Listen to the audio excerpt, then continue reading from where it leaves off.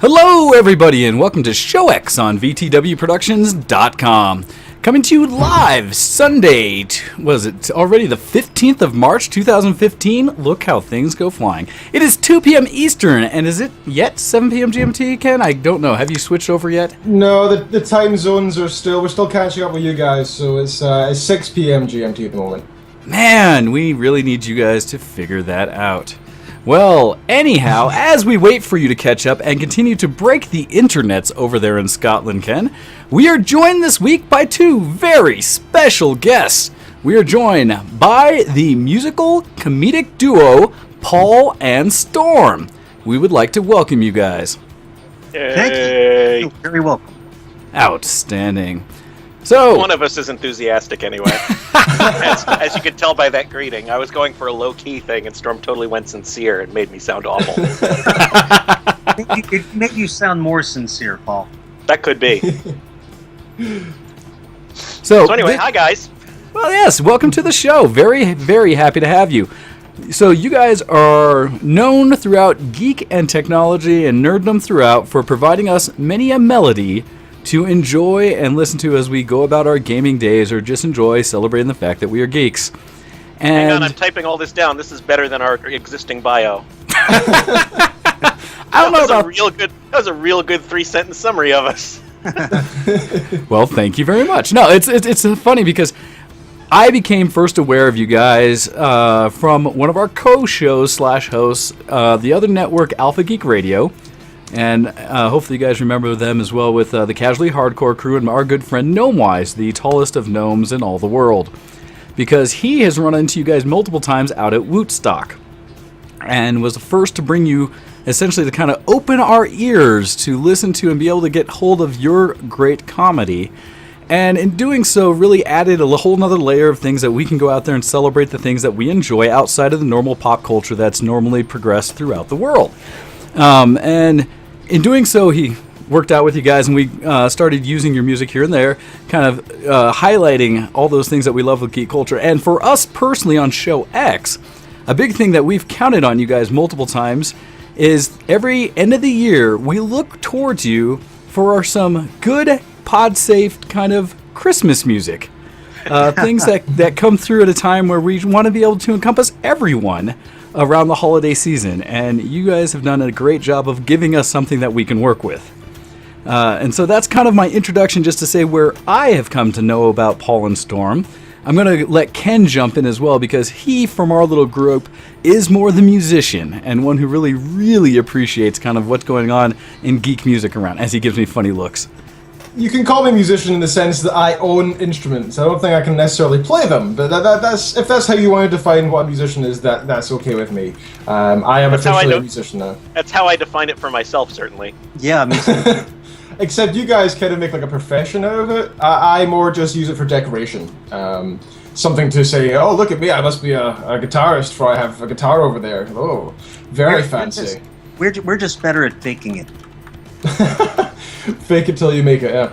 So, you guys, I've been big fans for years.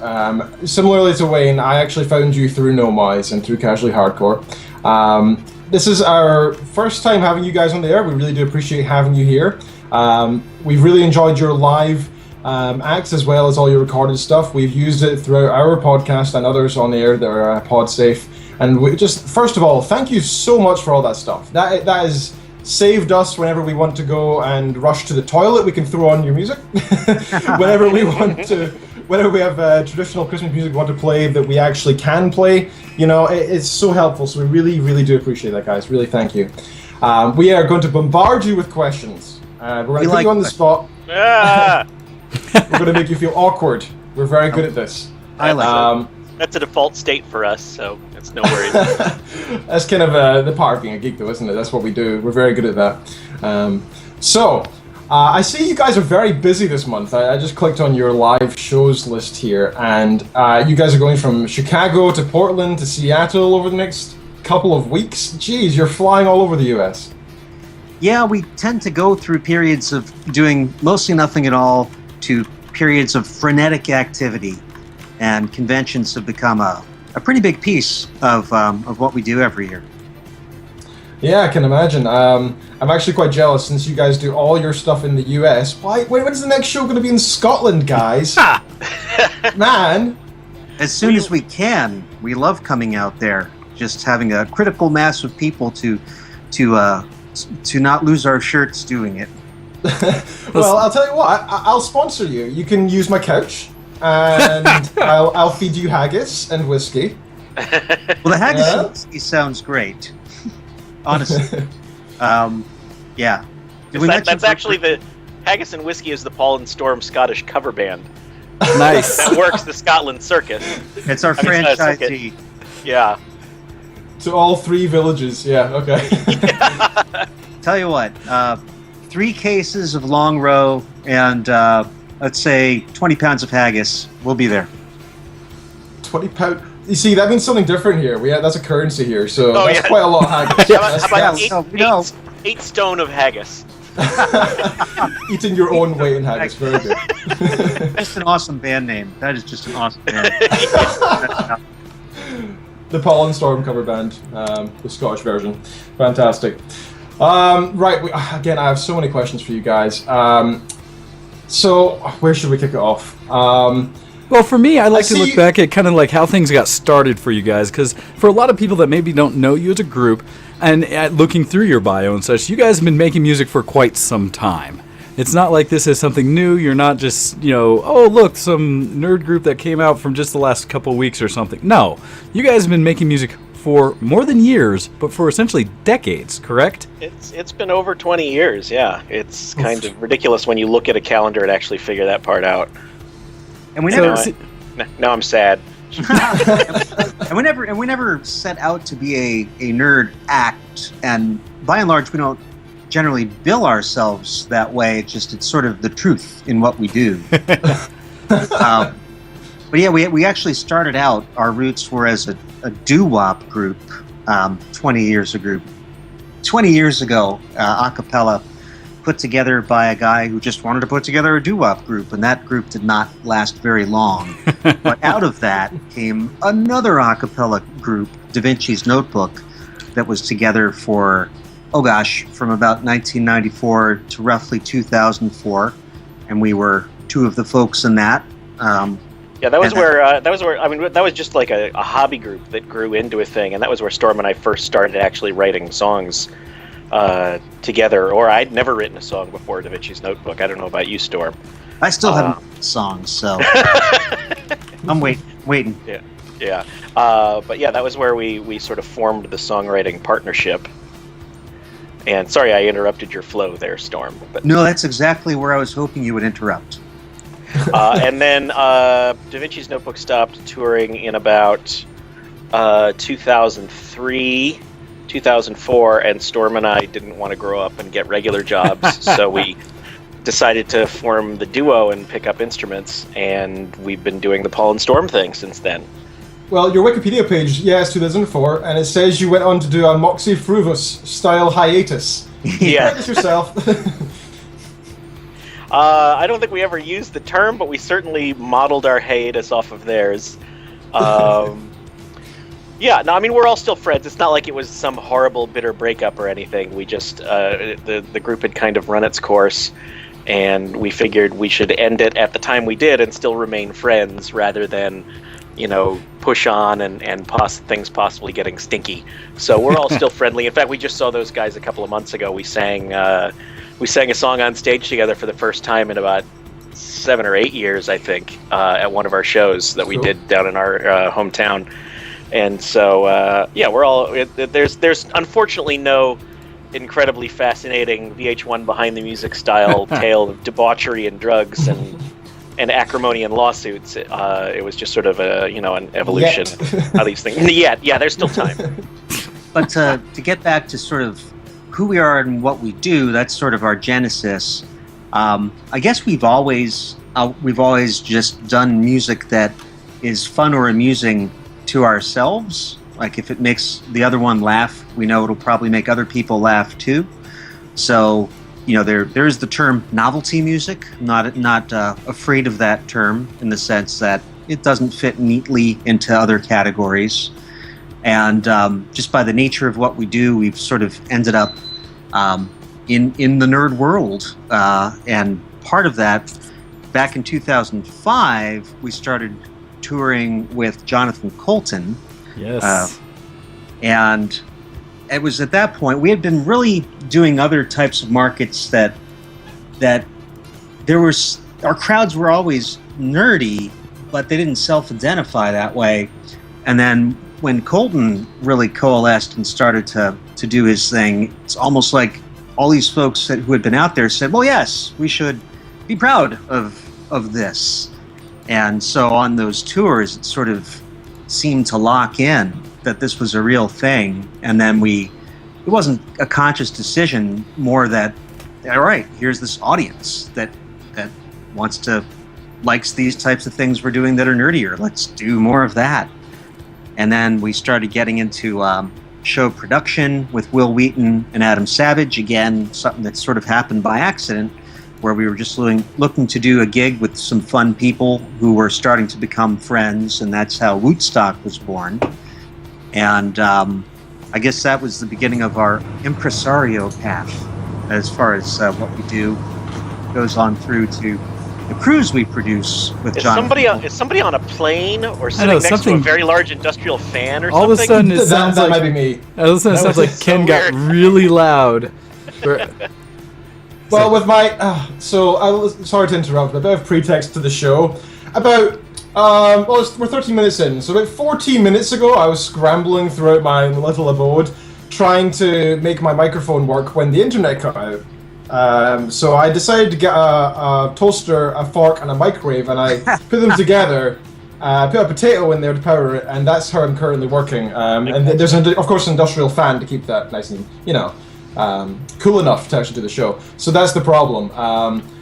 I'm currently trying to fiddle with it to make it work a little bit better, and then apparently I didn't do that. So I'll stop that. You went full MacGyver, and now you're paying for it. Yes, yes, he is. We all are now. I'm now in Stargate SG-1 getting harmed for it. Yeah. Apologies. Sorry, that was a niche joke. Sorry, so you had quite the journey in a way. You've definitely been through several phases of crowds in which you were playing to. You survived through the sort of, I suppose, the introduction of of geekdom being cool. I think sort of early 2000s. Before then, there was this stage where being a nerd was almost something offensive. Being a geek was something not to be proud of. Then during the early 2000s, during the internet era becoming more popular and part of every single person's daily use, it became cooler. And suddenly, at least around here, I even noticed a few years ago, there were shirts that just said nerd in caps. And people were wearing these as if, look at me, I'm a nerd. And it's super cool to be a nerd suddenly. And I don't know if it's a good thing or a bad thing, because I love being a nerd, but I don't know if I'm just part of this popular stream. I like to think I'm not, considering I'm covered in Breaking Bad, Dragon Ball Z, and World of Warcraft figures around me. I certainly hope not. Anyway, so you guys, where do you think you are now then? Do you think that you are happy to be part of this geek crowd? Are you proud to be geeks? I actually, it's sort of a larger question for me, like, not even so much, am I proud to be a geek or whatever. I feel like the definition has broadened so much in the last 10 to 15 minutes that it's almost tough to like, it's no longer really describing anything because it encompasses so many different things. Like, for me, geekdom and nerddom has always kind of been about enthusiasm, more so than like that you're a person with thick glasses and are not physically coordinated and like Dungeons and Dragons or video games or whatever. It's sure. More sort of I really love a thing and I'm going to learn as much as I can about it and try and find other people who are as enthusiastic as I am about it and talk about it and interact and stuff. And as such, like, geekdom, being a fantasy sports person or just a person who's really enthusiastic about their home sports team, American football or European football or what have you, those are just, there's very little difference between that type of geekdom and somebody who sits down and rolls dice to determine character traits and wanders around in a dungeon. It's just sort of your different choice of media. And what I think has happened myself is that in the last 10 to 15 years, people have not really consciously, but sort of started to accept and understand that broadening of a definition, so that it's not so much that geekdom became cooler as people realized, well, actually everybody's kind of a geek, so it's less stigmatized, I guess. I'm gonna try something new. I have a new philosophy that I've just come up with this second. All right, breaking news, everyone. We're ready. All right. So right now, and I agree with everything Paul just said, that you basically have this large bubble of people who now identify as geek or nerd. And I think part of what's happened is, you go back certainly before the 90s, where you had sort of this traditional, you are a sort of normal, ordinary dude, however you want to identify that, more normal, that you should be interested in, sports and celebrities and all this type of thing that you're used to. And then on the other end, you had a very small number of people who were into typically, comic books, D&D, but it was a small number. And then in sort of another direction was intellectual, where it was of the mind, but in this high-ended way. So academics who are sort of obsessed with their fields and their disciplines kind of thing. Yeah. So what you had sort of on the if you want to call it the normal end of things, was energy and enthusiasm and bonding and groups. On the intellectual side, it was brainy, but wasn't really broad. What I think geek and nerddom has done is almost found a middle ground between those things, where it's the pursuit of things that are the fruits of the mind, but with the enthusiasms of what you would call the traditional normal spaces. So you have the massing of people in conventions in huge numbers. With the online communities, these people have been able to connect, but not around sort of the traditional normal, I would say superficial things, but of course there can be more to them than that. That's it. That's my new theory. That is it. You heard it here first on Very nice. Show X. Very eloquently put, both of you. That was a fantastic answer. So that's fair. You actually summarized an entire community and everybody's hobbies and such, and that was quite amazing. So thank you. That was the first question. Okay, second one. We have a couple from the IRC, our Internet Relay chat. This one is from Mr. Hando. Question for Paul and Storm. On a scale of 1 to 10, how difficult was making the music on Geek and Sundry? Now, before you guys actually answer that question, I have a much more pressing one. Did you meet Felicia Day? Well, sure. We'd known Felicia for a while before. That's sort of how we ended up with the show. So the funny part about this, real quick, is that Ken has a certain level of an obsession with a certain lovely young redhead.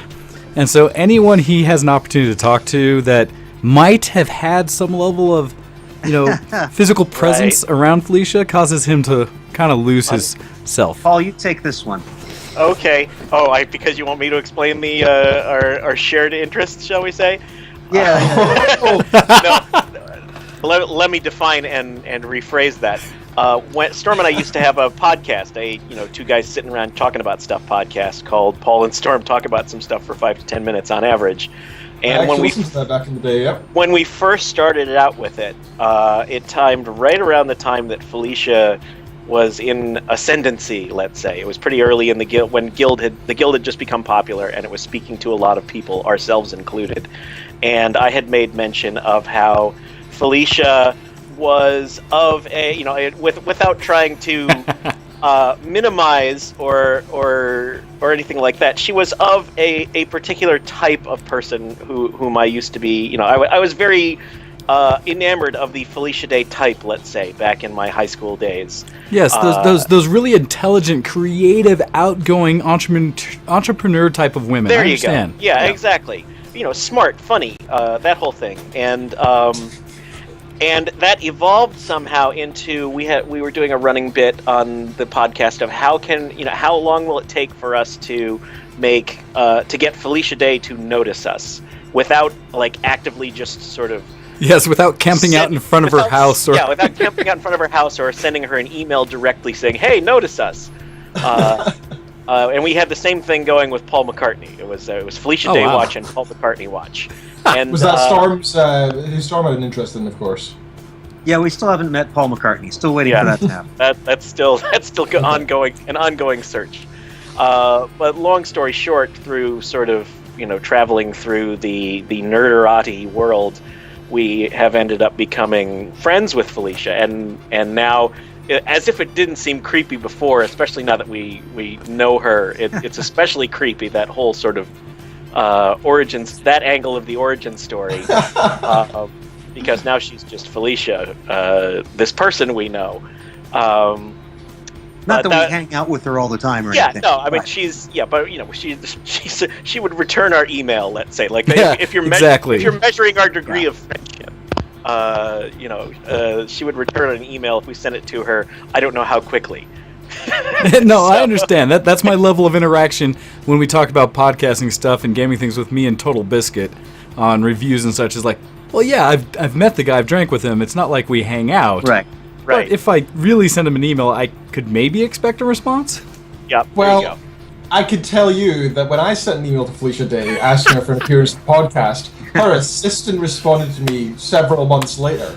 Oh, she's got many layers. She has many layers of people at this point. Many layers. Yes. She does run a media empire. Yeah. But anyway, yes, Felicia is a sweetheart. She's super smart. I mean, I'm not telling you anything you don't know, but it just further confirms it when you interact with her in person, that she's just sort of this really incredible person. And we were very glad to be associated with her and her company when we were. It was, but to get back to the original question, how hard was the music? We actually wrote most of the music for that series. We did a web series on Geek and Sundry called Learning Town, which was sort of two guys take over a children's show, even though they're not fully equipped to do so. And it was a musical, so every episode had at least one song in it. And it was super fun, and it was really challenging because it was sort of, a lot of it was writing in a different mode than we were used to. Okay. And writing for specific characters and for specific situations. That said, a lot of it actually ended up coming very quickly. We thought about it for a very long time, but the actual writing, most of those songs poured out over, I want to say, about a 2 to 3 month period. Oh, yeah. Partly it was because the deadline was coming up in 2 to 3 months. But also it just sort of, we had a very good sort of tag team system running for that, where one of us would generally take the lead on a particular song when they had an idea or an angle on it, and there was a lot of back and forth as well. And it was a period of very high output for us that I wish we could have back. Maybe we need to set ourselves some deadlines by bringing in an outside company that's awaiting a product for us or something, because that seemed to work well for us then. It definitely helps to have a project, and it was nice, like Paul was saying, getting out of our comfort zone, where usually we're doing these one-off songs where you have to be funny. It's set up punchline or an arc that's funny, whereas with the music we were writing for Learning Town, some of it was like that, but others it was more like traditional musical music or a regular song that would be maybe amusing but had a little more meat on its bones. And we've done some more songwriting like that, well, both types since then. Like we did a holiday special with the Brothers Chaps of Homestar Runner fame this past holiday. And that was sort of the same thing, but on a much smaller scale, of saying, okay, we have the story and the song is serving the story. And it's much easier to write when you kind of know the purpose versus let's write a funny song. That's about the hardest thing in the world, to just sit down and say, all right, what's funny? I'm going to write something funny. Well, see, that's the thing. I can't imagine what that process goes to really focus on trying to do something with the purpose of, I am going to entertain in a humorous way this time versus just making good music in general. That to itself seems a little daunting to me. Not that I've ever been able to create music myself. I do a live podcast where I get to just interview people and have a conversation. To me, that's much easier. It's much more right here. But along those lines, well, we got an email in from one of our fans, Cupcheck, asking you guys specifically about one of the songs that we love to throw in either before the show or if we need an extra long break, perhaps, which is that of the Captain's Wife's Lament. Ah, yes. And he comes in the email talking about, says, every time I hear live versions of the Captain's Wife Lament, and in parens puts, and the haggis joke at the top of the show, I've heard blank is my, or at least an is my blank cover band jokes. And he wonders, how did that begin, and do you remember the punchline and reaction of the fans when you used it for the first time? Well, it started out as blank is the name of my emo band, and that was the joke. So, a phrase that sounds, a little high and mighty. A little high and mighty is the name of my emo band, and that was all it was. And it's certainly not even a joke construct that we invented. I mean, there's variations that we see before. It was just sort of a game we would play in the tour van or whatever, just riffing with each other. And I don't remember exactly when it changed, but it just happened during a show. It was, I don't remember a specific instance, though I do remember, part of it is just sort of keeping things fun and interesting for ourselves, because our live shows, there tends to be a lot of audience interaction. We like to, even if we're doing, pulling from the same repertoire of songs, we like to sort of read off of the crowd's energy, and sometimes they're more interactive and like to shout things out to us, and we like to engage the audience because it's fun for us as well as for the audience. And so that was how the Captain's Wife itself evolved from just being a plain old 2-minute song about a dirty joke into something, let's say, more. Was I sort of doing a lot of stopping and starting and fiddling around with it. And in the live shows, we used to work in this emo band joke just when somebody would say that kind of a phrase. And we realized that it was a little limited. Like, you could do that 2, maybe 3 times in a show, and then that joke is over. But at some point we discovered, but if you associate it with a specific band, if there's, a certain phrase, I'm taking a crap on this piano, and then somebody says that's the name of my Elton John cover band or whatever. We realized that opens up that joke to be able to use it a lot more often, and at least for most people, for it still to be funny. Certainly it also opens it up for abuse, which we are equally guilty of. But that said, as Storm was saying, I'm not sure exactly when that happened, but that was the evolution, was sort of coming off of that emo band joke into opening it up into something. And it's also sort of a mental challenge for us. It's a bit of a game, can we come up with ones that we've never used before? It's also forced us to stay on top of music, which is kind of a nice benefit, because you don't want to always be going to the same dozen band names. It becomes a rut.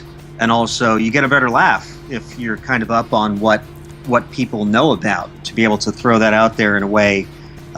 You kind of keep these bands in the back of your head, and you hear a phrase and it just clicks. And then, bam, brand new joke. And also, we like to vary, for that same reason, we like to vary the types of bands and the eras of bands that we refer to when we use that joke live. It's sort of the Mystery Science Theater approach of, you're throwing a lot of different references out there, and not everyone is going to get every reference, but the right people will get the right references. And so there's sort of, if the last one didn't appeal to you, well, here's this new one coming up right after it, and maybe you'll like that one. So we try, it sort of, tries to speak to a broader audience rather than keeping the references very specific to, classic rock or to nerd bands or what have you. Sure. So that's the super long answer of that. No, it's great. And in the IRC, our fans are commenting back. Cupcheck specifically, who's in the IRC, has sent the email, is like, I've always wanted to know the origin of that, so he thanks you guys very much. There it is. I've actually heard the origin story second or third or fourth hand, and it was nothing like that. So I'm glad I heard it first hand. How Chinese whispers works. Anything else you heard was lies, or maybe it was a revised origin story written by Ed Brubaker or by Michael Bendis or something. It was actually exactly like that scene in Almost Famous when they start singing that Elton John song. It was just this beautiful moment where everybody started joining in and naming cover bands. It was just so special. So we have some more questions in the IRC. Now this one is, feel free not to answer this one, okay? Because it might be a little bit sad. All right. But Can you guys share a story about a time that a show went totally south? Well, sure. You want Sad about that? You want to tell the Right. indie? That's how you get better. You know? Yeah, that's right. You want to tell True, the it's indie true. story? What's that? The Indianapolis story? Yeah. That's the one. That we're just gonna tell the story of the USS Indianapolis. The monologue from Jaws. Okay, very brief preface. Storm and I, when we restarted as Paul and Storm, we didn't want to give the impression that we had ditched the other guys and were just continuing on, like that we'd kicked them out to do our own thing. And so as part of that, we didn't perform any of the old Da Vinci's Notebook repertoire. We decided to start from scratch, and we except for one song that we had to play in some. Yeah. But for the most part, it was all new, and we had Da Vinci's Notebook had been very popular on a syndicated radio show called the Bob and Tom Show in the U.S. It was in 150 some markets, and it was where it was one of the things that made Da Vinci's Notebook sort of broadened our appeal to a much wider market. And they were based out of Indianapolis, and we used to go on the Bob and Tom Show and then go play in Indy and have really good crowds. And so pretty early on in the Paul and Storm evolution, we scheduled a show to go back to Indianapolis because we were like, this is great. This is one of our hometowns, so to speak. And for some reason, the scheduling wouldn't work such that we didn't get to go on the Bob and Tom Show that morning for the show. And so we were a brand new duo. We didn't steal the Da Vinci's Notebook mailing list, so we had sort of an opt-in thing one time. So we were basically this brand new band coming into a whole new city, so to speak. And it was I want to say a Tuesday or a Wednesday night.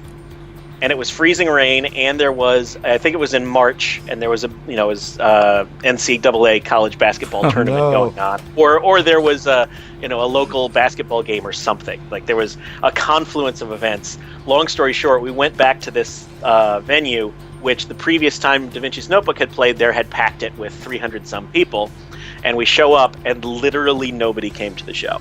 It was us and the bartenders and the couple of waitresses working the place, and we sat around waiting, and nobody came. And that is so sad. And well, the funny thing was, it ended up being one of the most fun shows we ever had, because there was literally no pressure at that point. It's like, well, we're obviously not making anything tonight. It would have been harder, and it has been harder for like 3 people or 6 people to show up, because then you still have to struggle through and do a show in an empty room. Whereas when nobody's there, we were like, well, we're just screw around on stage for about 25 minutes and played some requests and played some dumb songs for the staff, and then ended up having a real good time that night. It's not too bad then. But that said, like, just the situation itself, that was super hard, because we were used to, at that point with Da Vinci's Notebook, doing 300 to 500 people at a show. Oh, yeah. And it really brought home we said we're starting over, but we're really starting over. It's like, oh yeah, this is what it was like in the beginning. I remember this. Yep. Ouch. No, so it's that is definitely a show going south. That's unfortunate. Well, but the thing is, it's those shows where you have to work, where you have to struggle, that when you see us now, or any act that's been on the road a lot, done a lot of performing, it just seems natural. It's like, wow, you were born to do this. No, there are people for whom maybe the first time they set on stage and they were awesome, but it's those gigs where you're flailing, you're treading water, you're just trying to keep above it, that you learn all the little tricks and things that you can do. Because if you can engage a crowd of 12 people, you can engage a crowd of 50, 1,000, 10,000. It changes from size to size, but really feel like we can go in front of a crowd of literally any size and have our feet. Then I can also very quickly, I promise I'll make this quick, my least favorite Da Vinci's Notebook show ever was a corporate show we did for, let's say, a major wireless carrier. Okay. It was a regional thing. There were a couple hundred salespeople for this wireless carrier, and they'd hired Da Vinci's Notebook, this acapella group, to do. It was sort of their big psych up. Here's the year ahead and our plans and strategies kind of meeting, and we would come out every so often and sing theoretically, thematically appropriate songs Nice. with altered lyrics. And the people in charge of it had never, like, they obviously were not experienced at running these types of shows or the entertainment aspect of it. Okay. So they decided to get us kind of dressed up and change the theme for each song. So there was one time when they were like dissing their competitors, and so we came out to sing "Bye Bye Bye" by NSYNC. That was the era.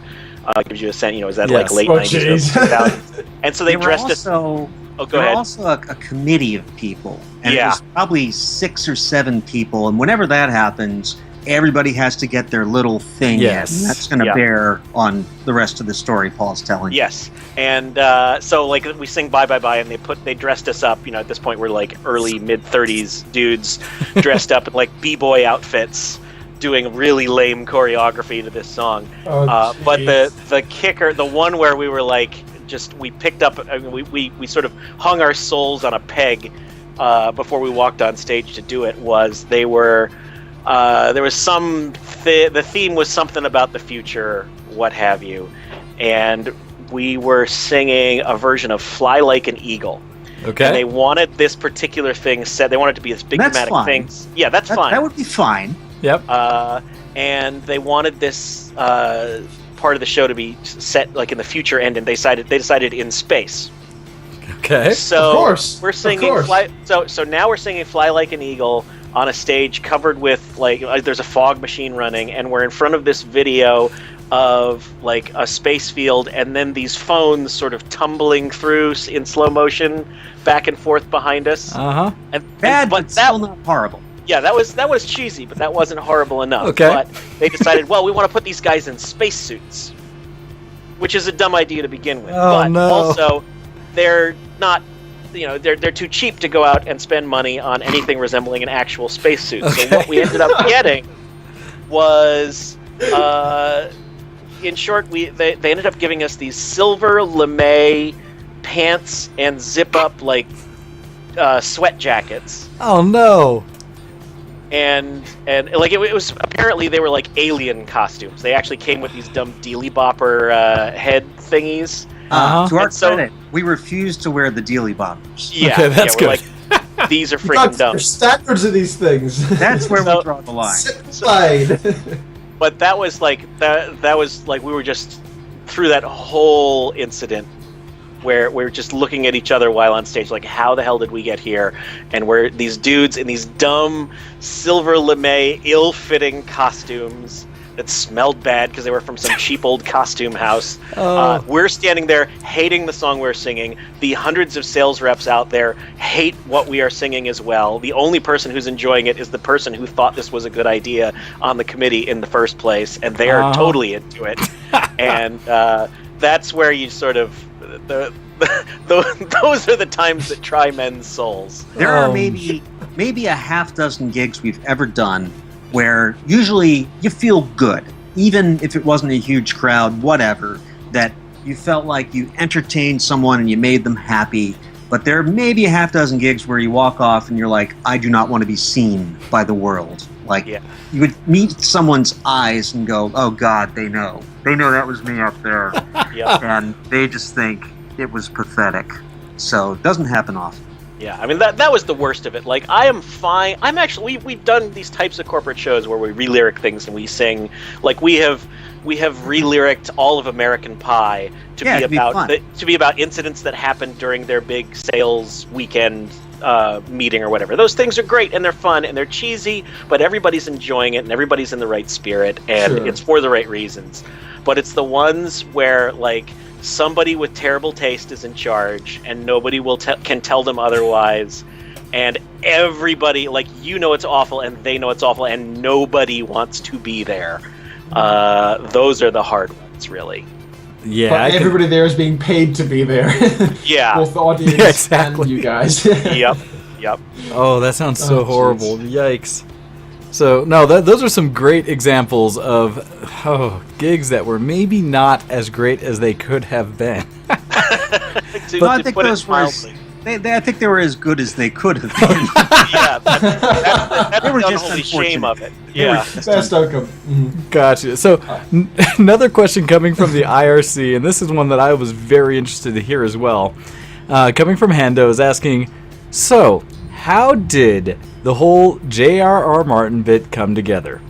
And for me specifically, the one on stage was just amazing. Because I'm sure the audience went nuts. I mean, you can see it in the video where it's kind of like, wait a second, what? That was its own whole story there. Go ahead, Storm. Yeah, the song itself was just because we were curious, you know. It was a thing, and we just started reading the books or had finished reading the books ourselves. And the song, of course, is more making fun of people who are demanding this of the writer than critical of George R. R. Martin himself. We know people who know him, and before we released the song, we actually wanted to make sure that he wouldn't be like really put out about it, and Of course. and got word that no, of course, put out your song, of course, put out your song, and then so that was I want to say that was 5 years ago we put that song out. It's been a while. It has been a while, and we knew after we wrote it and recorded it that it was a song that was going to have high appeal. And so I think we pitched it to Kim Evie at Geek and Sundry. This was the year. This was the year before we started working on the series. I think actually this was our first Geek and Sundry project, I believe. So we went out with just a skeleton crew and shot it over 2 days out in California, and got a great response. And then at that point, we actually then met George R. R. Martin at San Diego Comic-Con that year. And Paul, if you want to take over this part. Oh yeah, no, he was a very good sport about it. But it was funny because when we met him at this party, and I was there before Storm was, and I explained who we were, and his reaction was literally, "Oh, you guys." It was only about a month. It was only about a month or two after the song had come out, and he was fine with the song, but he had been forwarded it. He said like 1,400 times. So it was all of his inbox was links to that video. But he was very gracious and a very good sport about it.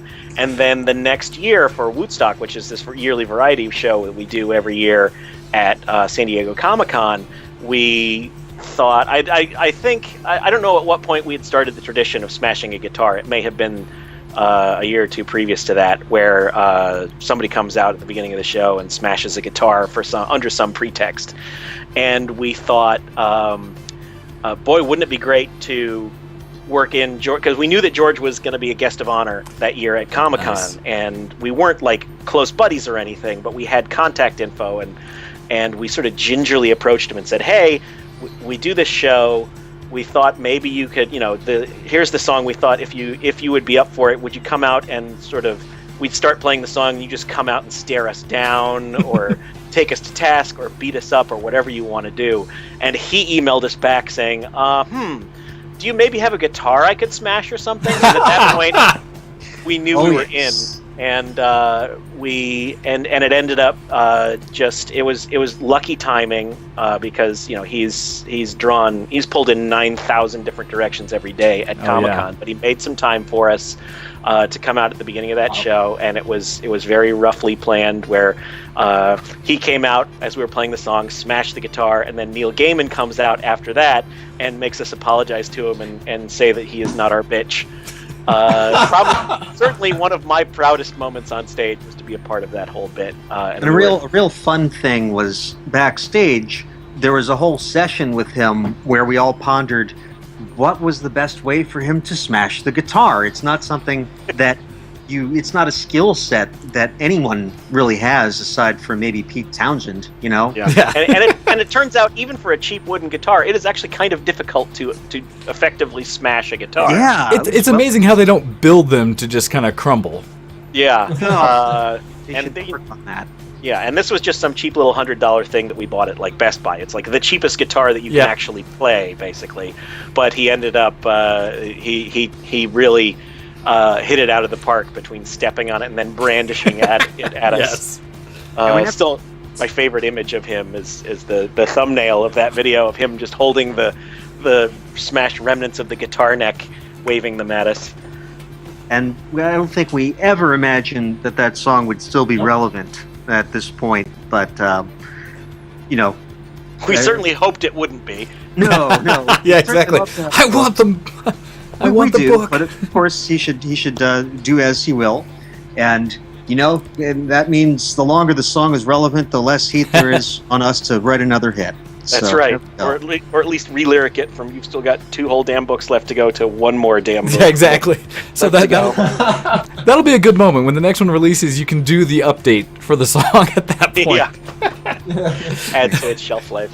So so that was how that worked out. It was just very lucky timing and graciousness, good sportitude on his part. Who doesn't want to smash a guitar, really? Like, if you're offered the opportunity to smash a guitar on stage in front of 1,500 people, oh gosh, you say yes. Absolutely. Well, no, it worked wonderfully, and having Neil Gaiman come out and chastise the two of you just really sold it even that much better, because it's authors defending each other in the face of fans, and now it worked great. The comedy of it, everybody in the audience got it, and just that made it so much fun. And we deserved that scolding. Yeah, but it all and as Storm said, the song itself is really, obviously we're fans and we want to see the new books, but it's really more making fun of the people who say those kinds of things. So it felt really good to get that message out once again, that he's not our bitch and he doesn't owe us anything, and he's going to finish it when he damn well feels like it, and that's fine, because that's how that thing works. So it was a win-win all around, I think. Thank you very much for that story. That is a great insight into how that all came together. We have another. Go ahead, Ken. We have several others. Yeah, I'm actually going to interject and ignore the IRC momentarily. We have 4 or 5 questions lined up now. Yeah, screw our fans. So we've talked to Molly Lewis several times on the show. She's a good friend of ours, and we love the girl. She's absolutely fantastic, really fun to talk to, really intelligent as well. And we've noticed that you guys are doing stuff with her as well, Woodstock and the likes. How'd that come about? How did you meet Molly? Jonathan Colton. I think. The same thing? Yeah, I think. I don't remember if she was in a contest that he held for doing a cover of her song, or if he just spotted her. But I remember we did a gig with her in Seattle where she was going to school at the time, and she was still in high school. And wow. I remember we all went to meet her, and it sort of felt kind of creepy. It's like, we're these 30-something-year-old, late 30s dudes going to meet with a high school girl before we bring her to a rock show. But yeah, thankfully her dad was there. Like, really, it made it totally non-awkward at that point. It was like, oh yes, of course, we're all just human beings doing this kind of cool thing. And we all just hit it off with her right away. Again, you were saying, really sharp and funny and deadpan, which are all things that are so wonderful. And that became a really fast friendship from the get-go.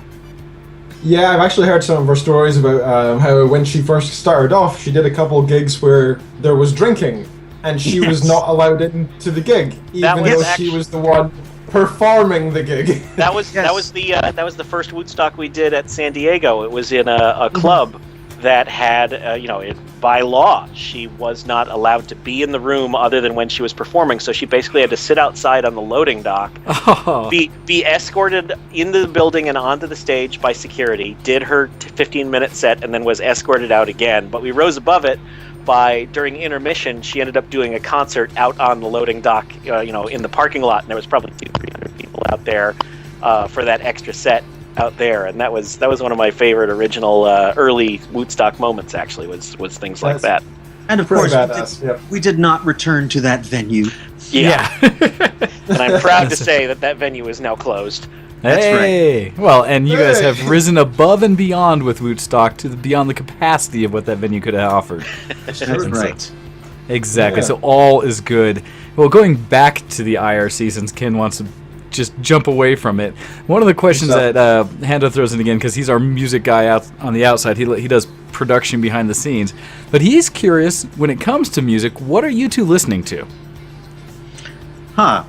Well, as mentioned before, I try to stay on top of pop, but my personal preference, a lot of power pop. So there's a band, Jukebox the Ghost, which is actually from my hometown here, Washington, D.C.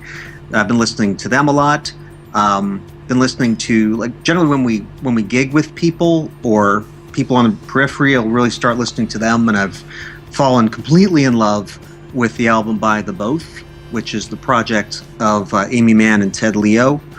And then also folky acoustic stuff, like Nickel Creek, that album, my God, their latest album that came out last year has, if it were a record with actual grooves, they would be worn out. But try to be fairly well-rounded, but it's hard. It's hard to do that. Yeah, I'm in the same boat. I tend to vacillate back and forth between older stuff. We co-run the Jonathan Colton Fan Cruise every year, the Joco Cruise. And this past year, one of the events that we had was one of the artists, Jim Boja, who's this incredibly talented singer-songwriter and guitar player, decided to do a thing where he was going to play through the entire Paul McCartney and Wings Band on the Run album, start to finish. And a number of us came and sat in on that and helped out, and that got me on a whole Wings kick that I've been on recently. But also I have 2 teenage daughters, which helps keep me plugged into the pop scene as well. And I listen to, by fiat, because I'm not in charge of the radio in my own car anymore. Yep. I listen to current top 40 radio, but there is frankly, top 40 always gets a bad rap, and for a lot of good reasons for the most part. But there's also there's also a lot of really, really good songs in top 40. Like this isn't new particularly, but my recent obsession has been Uptown Funk. Yes.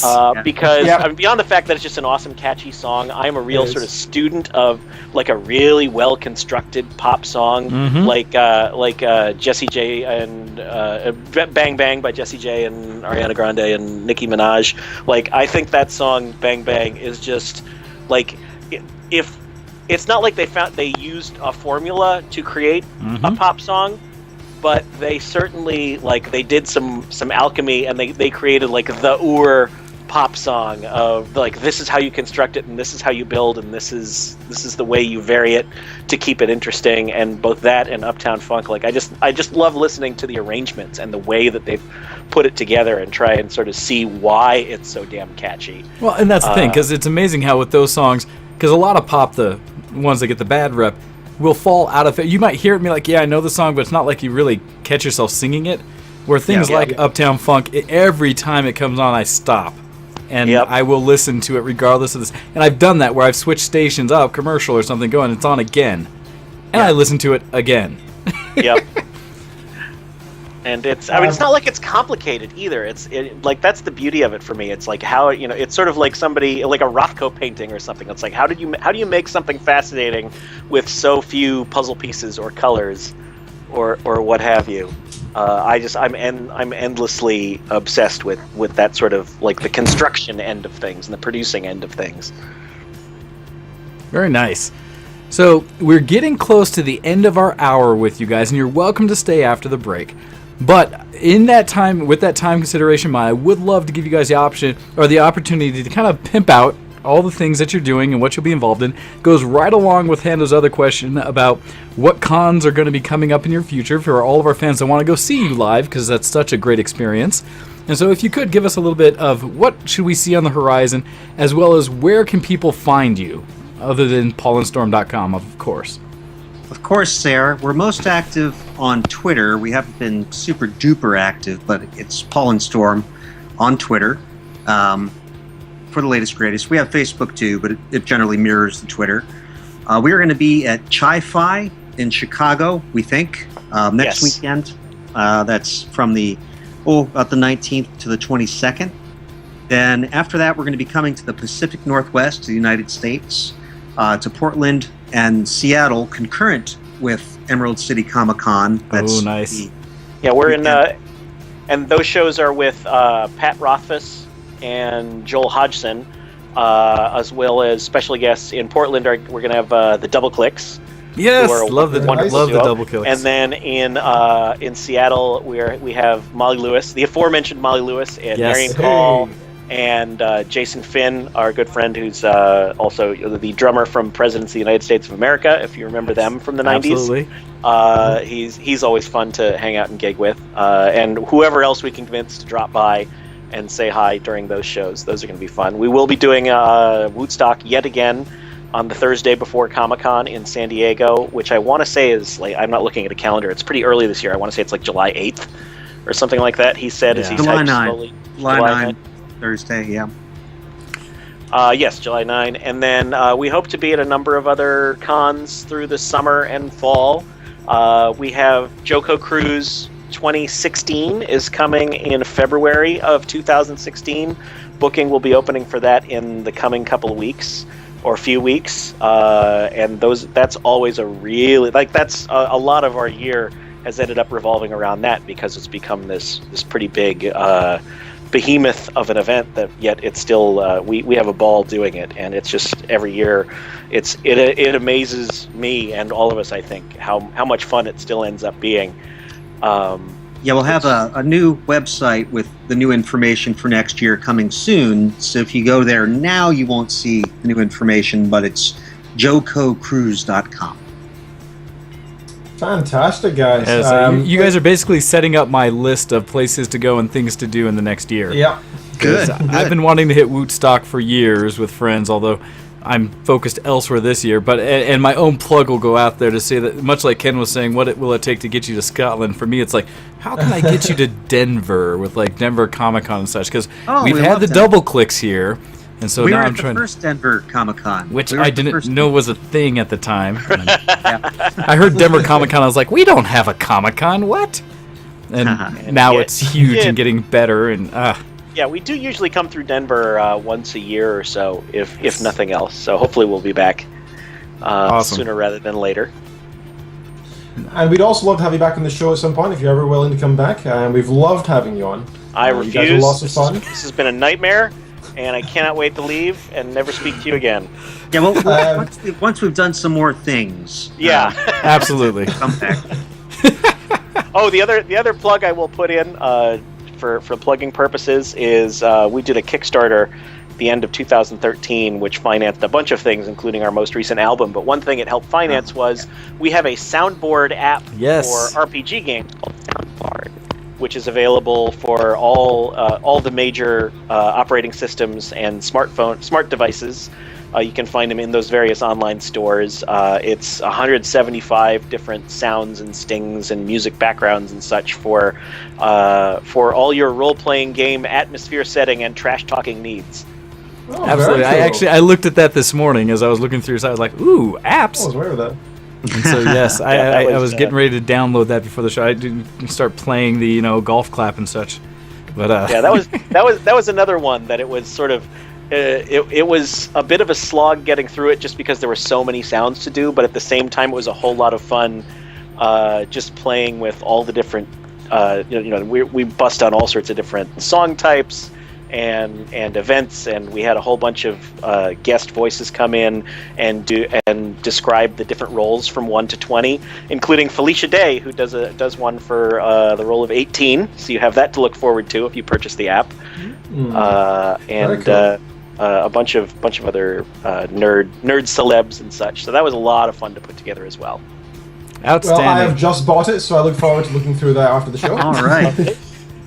Yes. Well, and it's one of those things, as you're talking about, we look forward to seeing more from you guys. I'm pretty sure, I think we have Molly Lewis scheduled to come on next week when I'm not here. So I think Ken's going to be talking to her here in the future, and we'll probably bring up the story. Because I don't think last time we talked to her, we got any information about the Loading Dock concert. So I'm curious to hear more. But ask her about Free Molly. Yes, Free Molly. Will do. Putting it in the notes. Yes. All right. Thank you guys both very much for being on Show X this week. We quite enjoyed having you and hearing all of your stories. Fans are very active, talking, and there were more questions than we had time to get to this week. Look forward to seeing you out there. I know one of our sister crews out there is going to Emerald City Comic Con, so hopefully they'll catch up with you there. as well as with everything else you're doing in the future. Everyone out there, make sure you go check out the website, paulandstorm.com. Check out their app, the Joko Cruise. Check out their last album, Ball Pit, and everything else that the guys are involved in. So guys, thank you very much. And with that, we're going to go out to a break, play one of your songs for everyone so that they right away get some more of you. And then we'll come back and talk about some geek technology news from this last week and what Ken and I have been up to. So thank you guys very much, and we look forward to having you again. Thanks, guys. All right, with that, we will be back in about 5 minutes, everyone. So catch us there as we take a break. See you shortly. Send in your emails to showx@vtwproductions.com.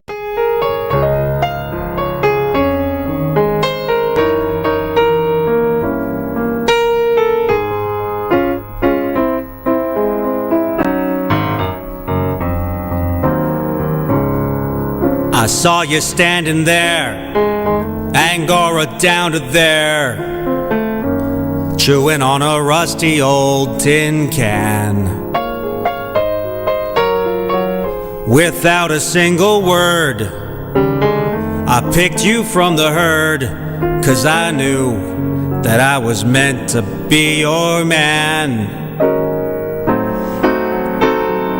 But that was oh so very long ago. There was no way that I could ever know the way that you would leave me so lonely and blue.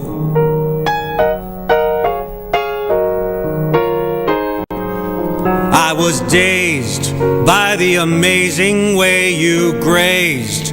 So kid, here's looking at you.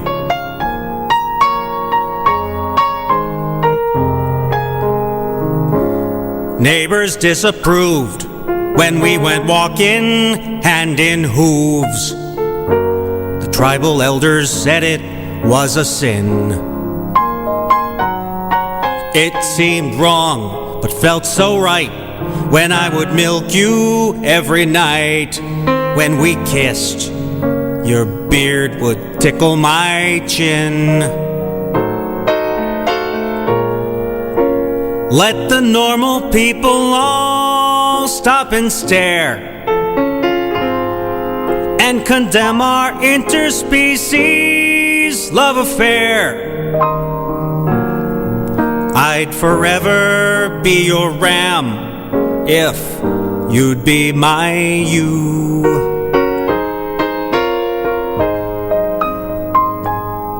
It was sweet how my heart beat each time you'd bleat.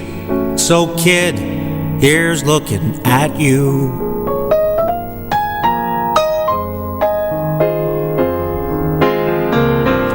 From the day that I was born, my mama would always warn, baby, never trust a Capricorn.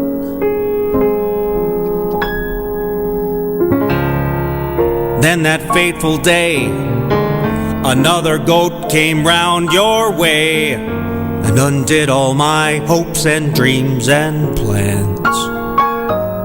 I thought our love would never end. Now you're in someone else's pen, and I'm the saddest shepherd in the Sudan. I can't compete with only 2 legs to his 4. One peek from him, you were walking out the door.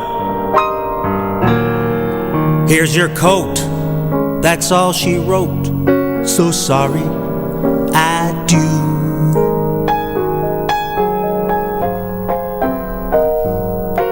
We both knew it was taboo for us to screw. So kid, here's looking at you.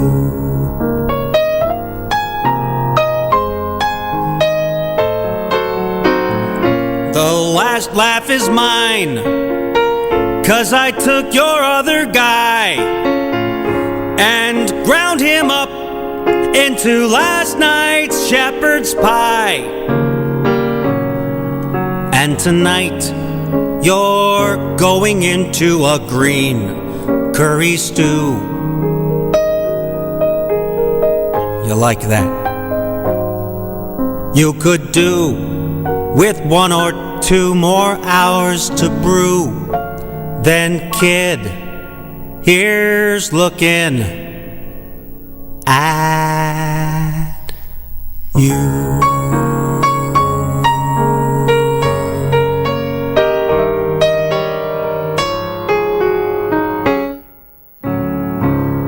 Gonna eat you up, baby. With a sport. You're listening to ShowX on VTWProductions.com. Hey everybody, and welcome back to ShowX on VTWProductions.com. Another special thanks to our guests Paul and Storm. Those guys are hilarious. Good stories and good fun. So hopefully you guys all enjoyed that. I really had a great time with it. All right. So with that, Definitely. Let's see. We are going forward, and we're going to talk a little bit about things that we've been up to just this week. And so we'll get into a little bit of Functional deviations.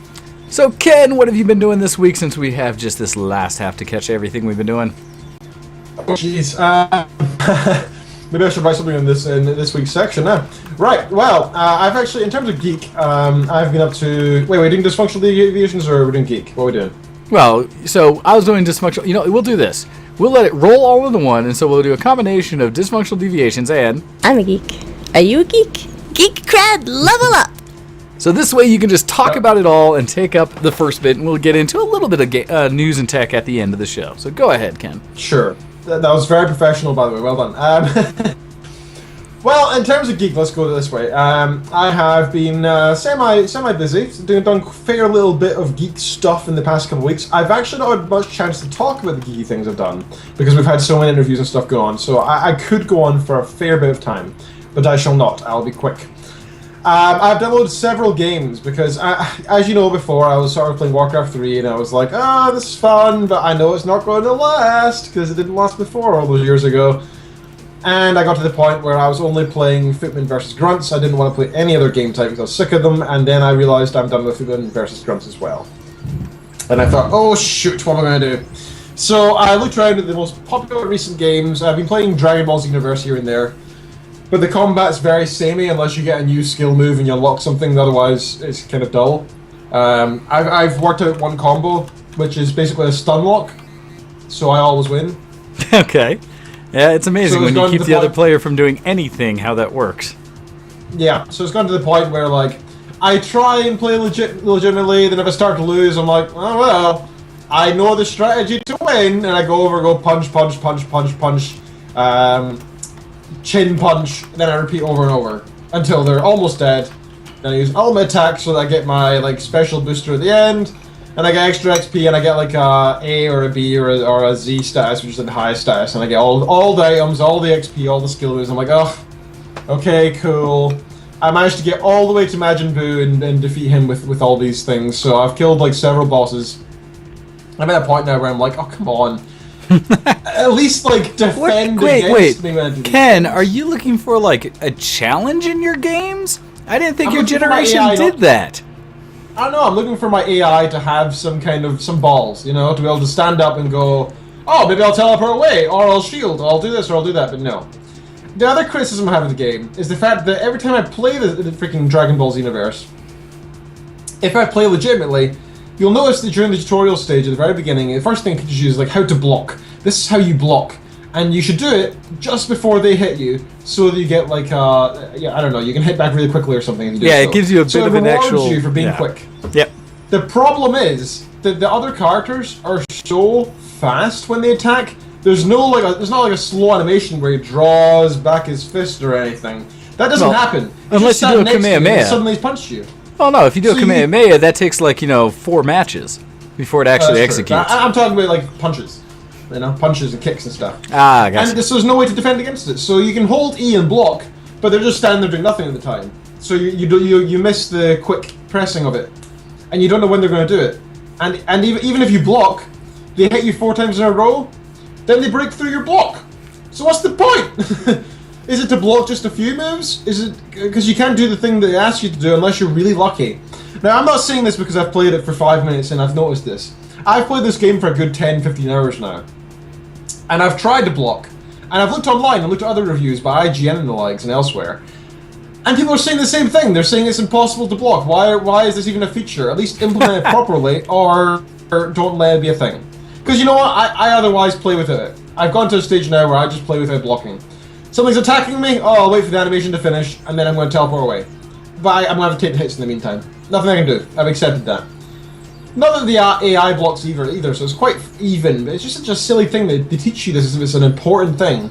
And there's just no way to escape certain attacks. It's just ridiculous. And so for that, that's a big failing. If the main thing in the game is the combat system. And if you get that so wrong that it's dull, more or less. I mean, you're like... I think the best way to rate the game would be is if you're a Dragon Ball Z fan, you're going to enjoy it more than somebody who's just picking up a game as a casual interest, right? For example, say I picked up this game and it was a Naruto game, I'd probably rate it a 5 out of 10. I'd probably be like, this is kind of dull. I don't know the point of this. I have as much fun doing this as not doing this. 5 out of 10. That's what that means, right? It's not a bad waste of my time, but it's not a good. It's not. I'm not using my time wisely either. I'd rate Dragon Ball Z as a fan of the series a 7 out of 10 because the sheer fact that I'm like, oh, I'm playing with Goku. Oh, I'm playing with these characters. Oh, I can go them. That alone makes me enjoy it more than anything else. And for that, it's a 7 out of 10. But I would recommend you also do not play it. It's a weird system I rate things by, but it works for me. This is why we don't usually put numbers on things, because Ken is absolute trash at it. Yeah, that's true. So, Dragon Ball Z. I picked up League and played 1 ARAM, and I thought, yep, it's the same as before, and stopped playing again. I don't know why. But it's still fun. Shush. That's still fun. Yeah, it is. I just need to use it properly. So it's funny, because I watched my cousin play this morning, and admittedly, all we play is ARAMs, although now that I've seen the new maps and or the way they've added and tweaked things for the 5-man game, I'm tempted to try it again. Oh, yeah, it's better. If they will start me from, like, absolute being rated as a noob again, and not take into account the mass amount of games I've played in the past.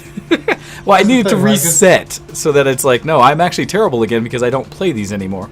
But I watched in an ARAM my cousin Hostile Prey playing this morning, and because he was laughing as I was getting up and getting ready to go for a run this morning, that how his game was going. He was playing his Pantheon, and in the first 5 minutes he had gotten a pentakill. And as I walked out, he was just laughing about it. As I came out and looked, I watched him get a quadra-kill right after that.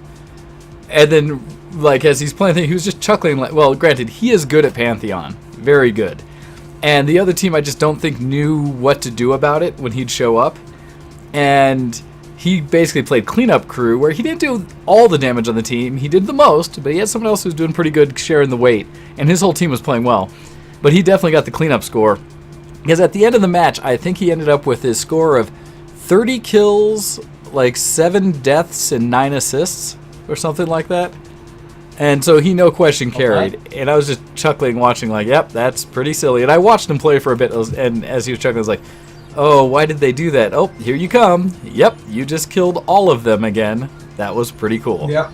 So, I don't know. I still enjoy ARAMs, but again, that's all I do in League, so I can't really say a whole lot. And it's an easy way for me to play with the community. Yeah.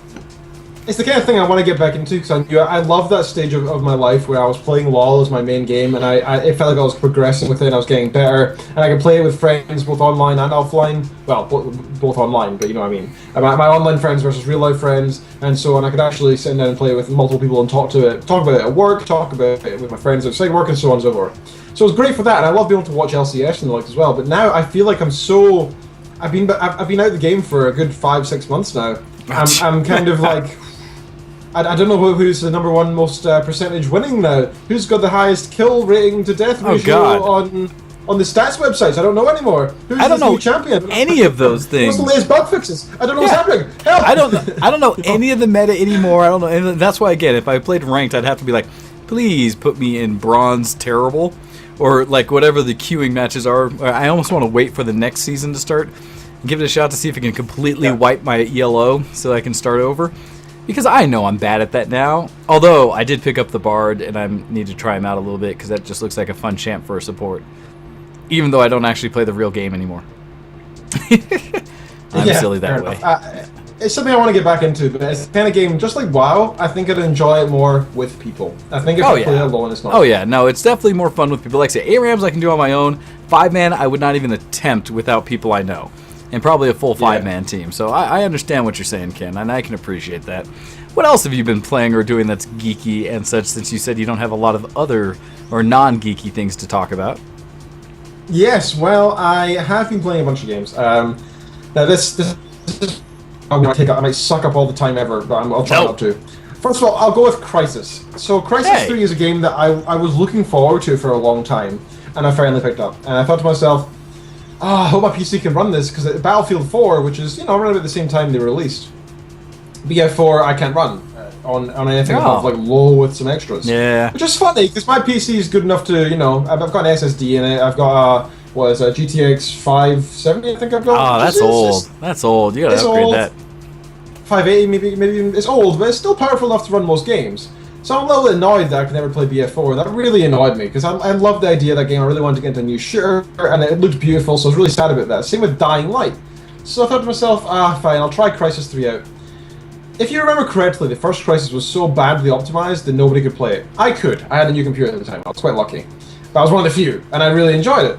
Since then, they've clearly learned from their past mistakes.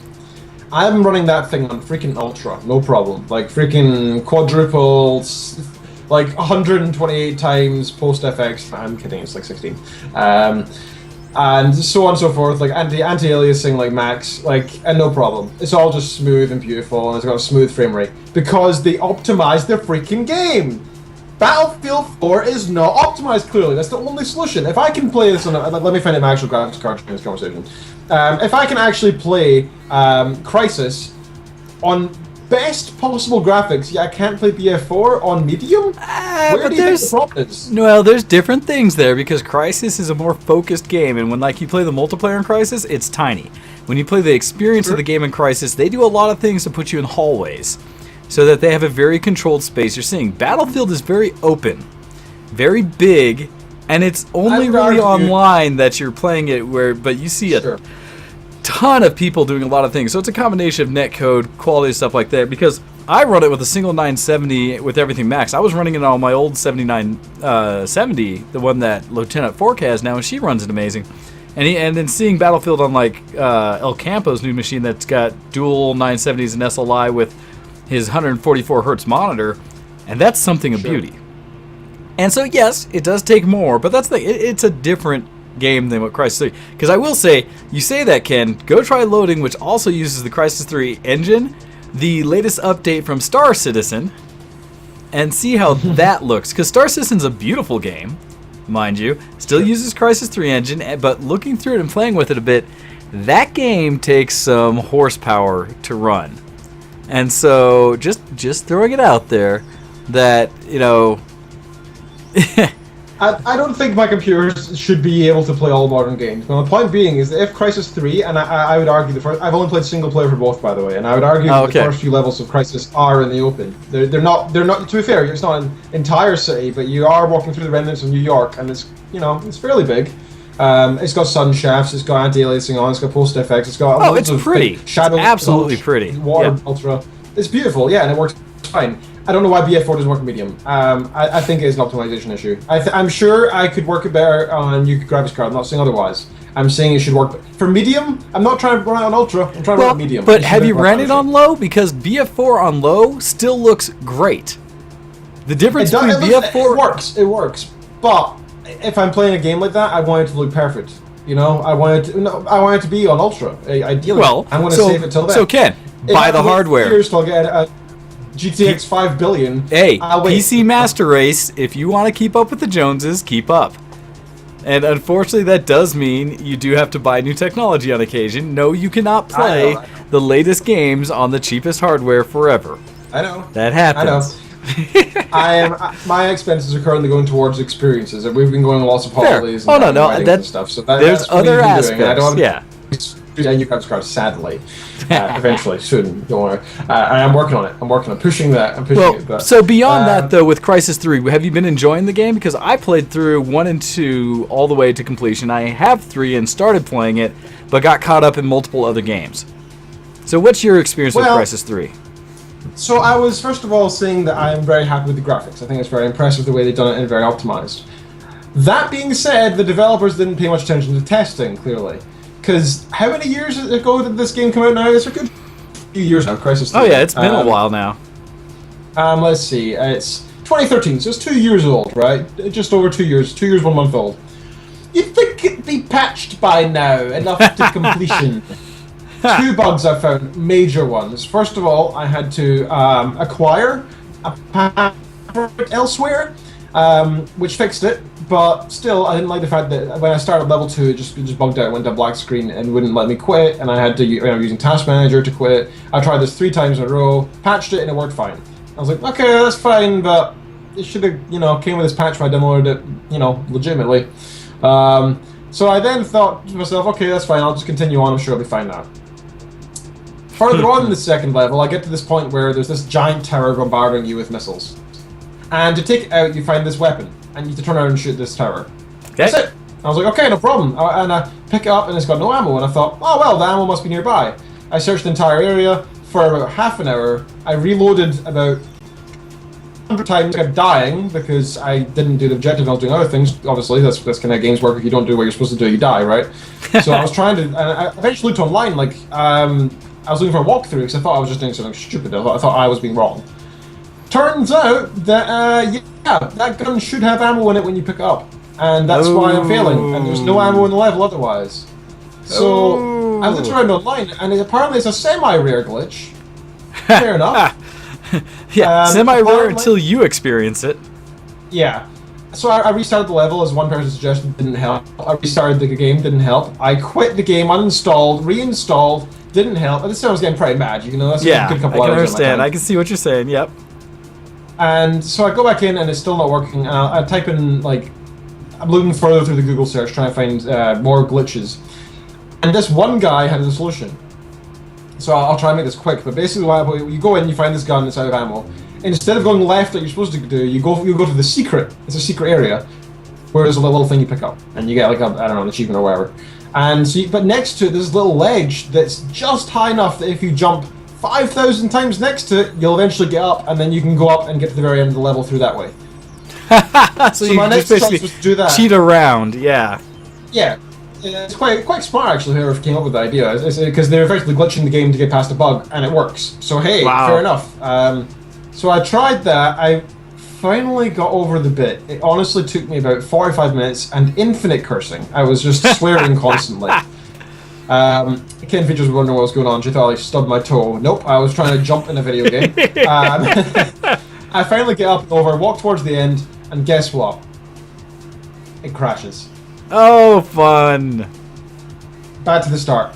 And I thought, screw this, uninstalled. So, Aww, very nerd nice. rage. I was very impressed with that.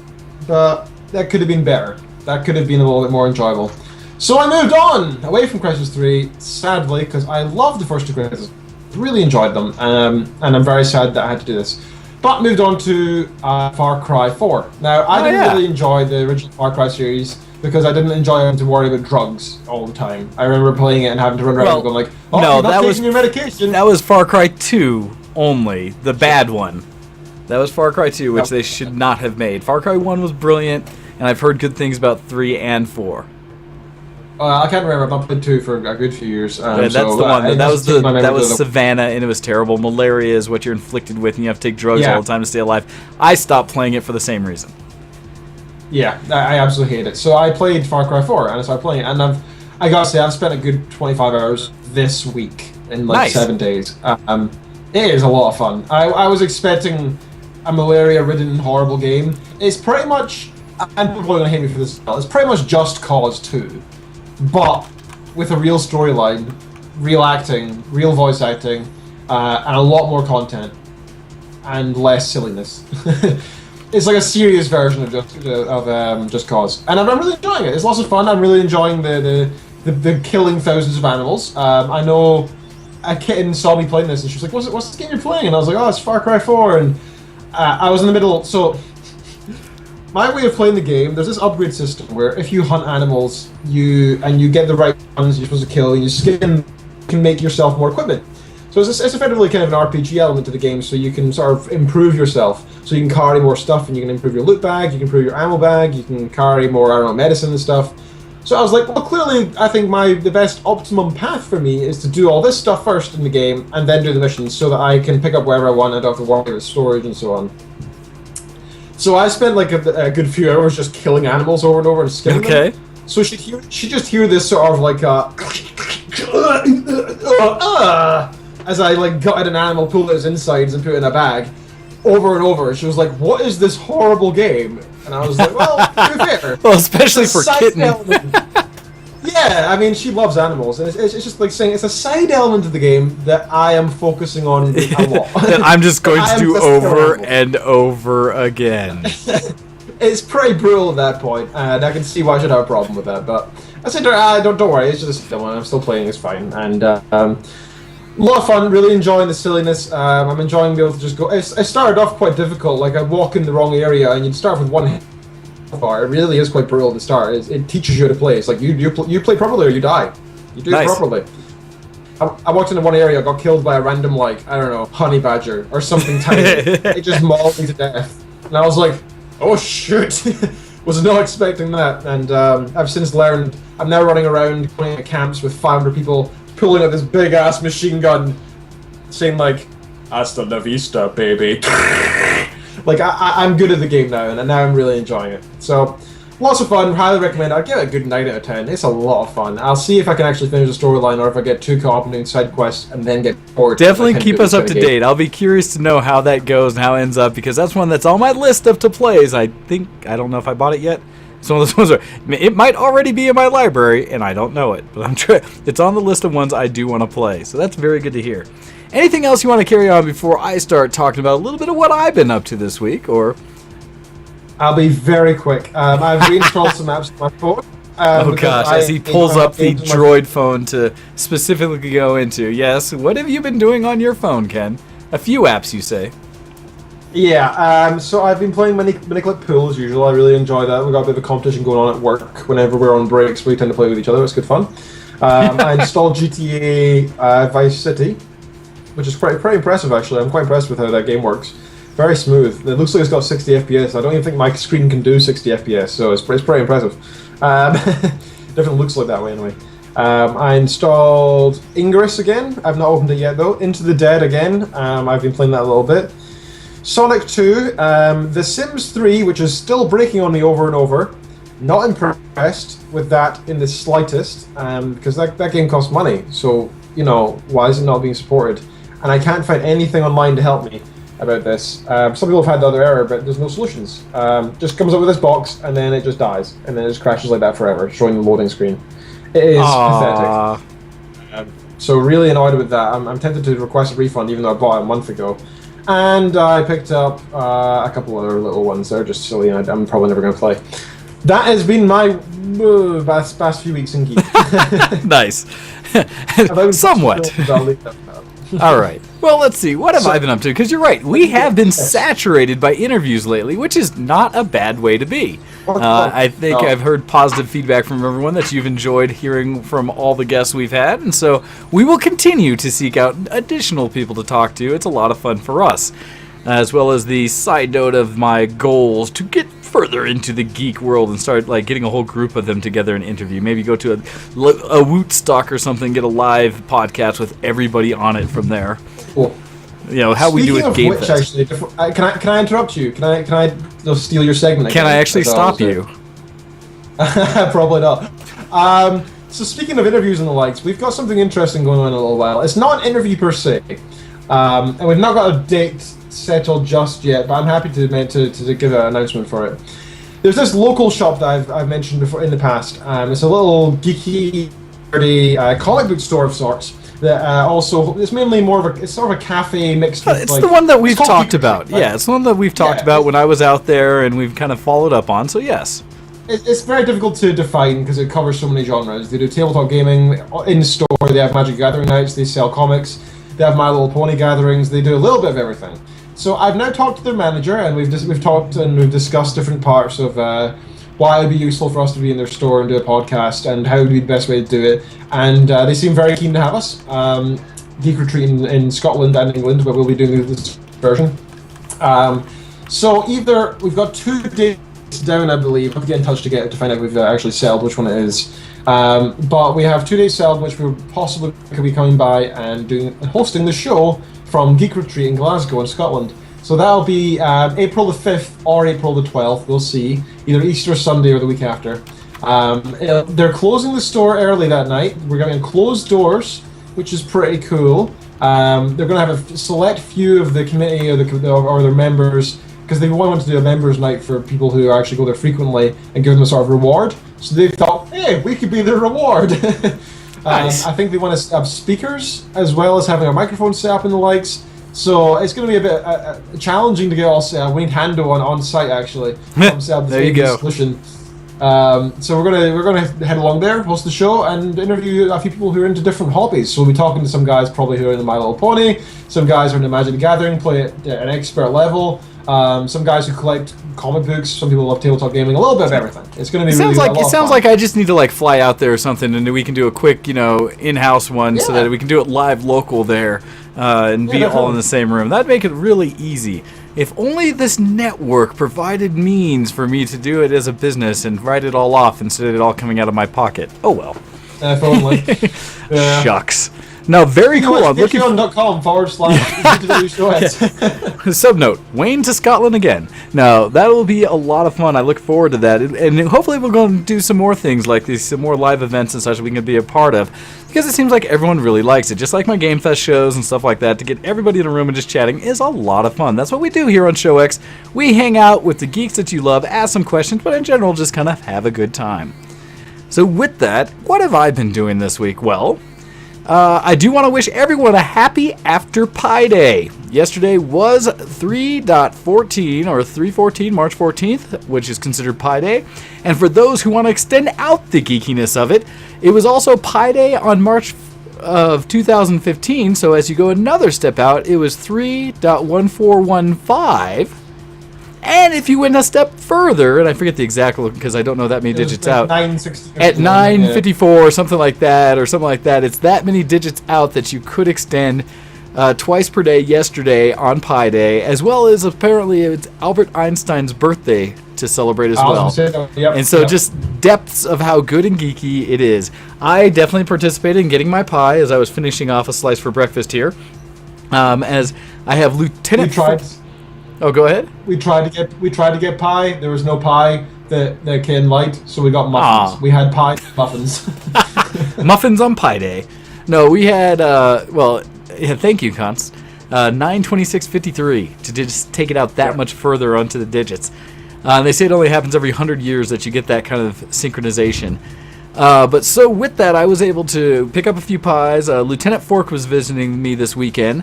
And while she's down here, one of the things that we did is we went out and checked out a movie last night. She'd never been to the Movie Tavern here, which is one of our local establishments where you can get food, alcohol, and such refreshments while watching your movie. And they've recently revamped it to make it a much nicer establishment. So when we went and saw, we decided, well, we only are going to go if there's actually a movie we care to see. And at least for our tastes, there was one. And that is the movie Chippy. And I don't know if, Ken, you know or remember what Chippy is. It's one that kind of flew under the radar.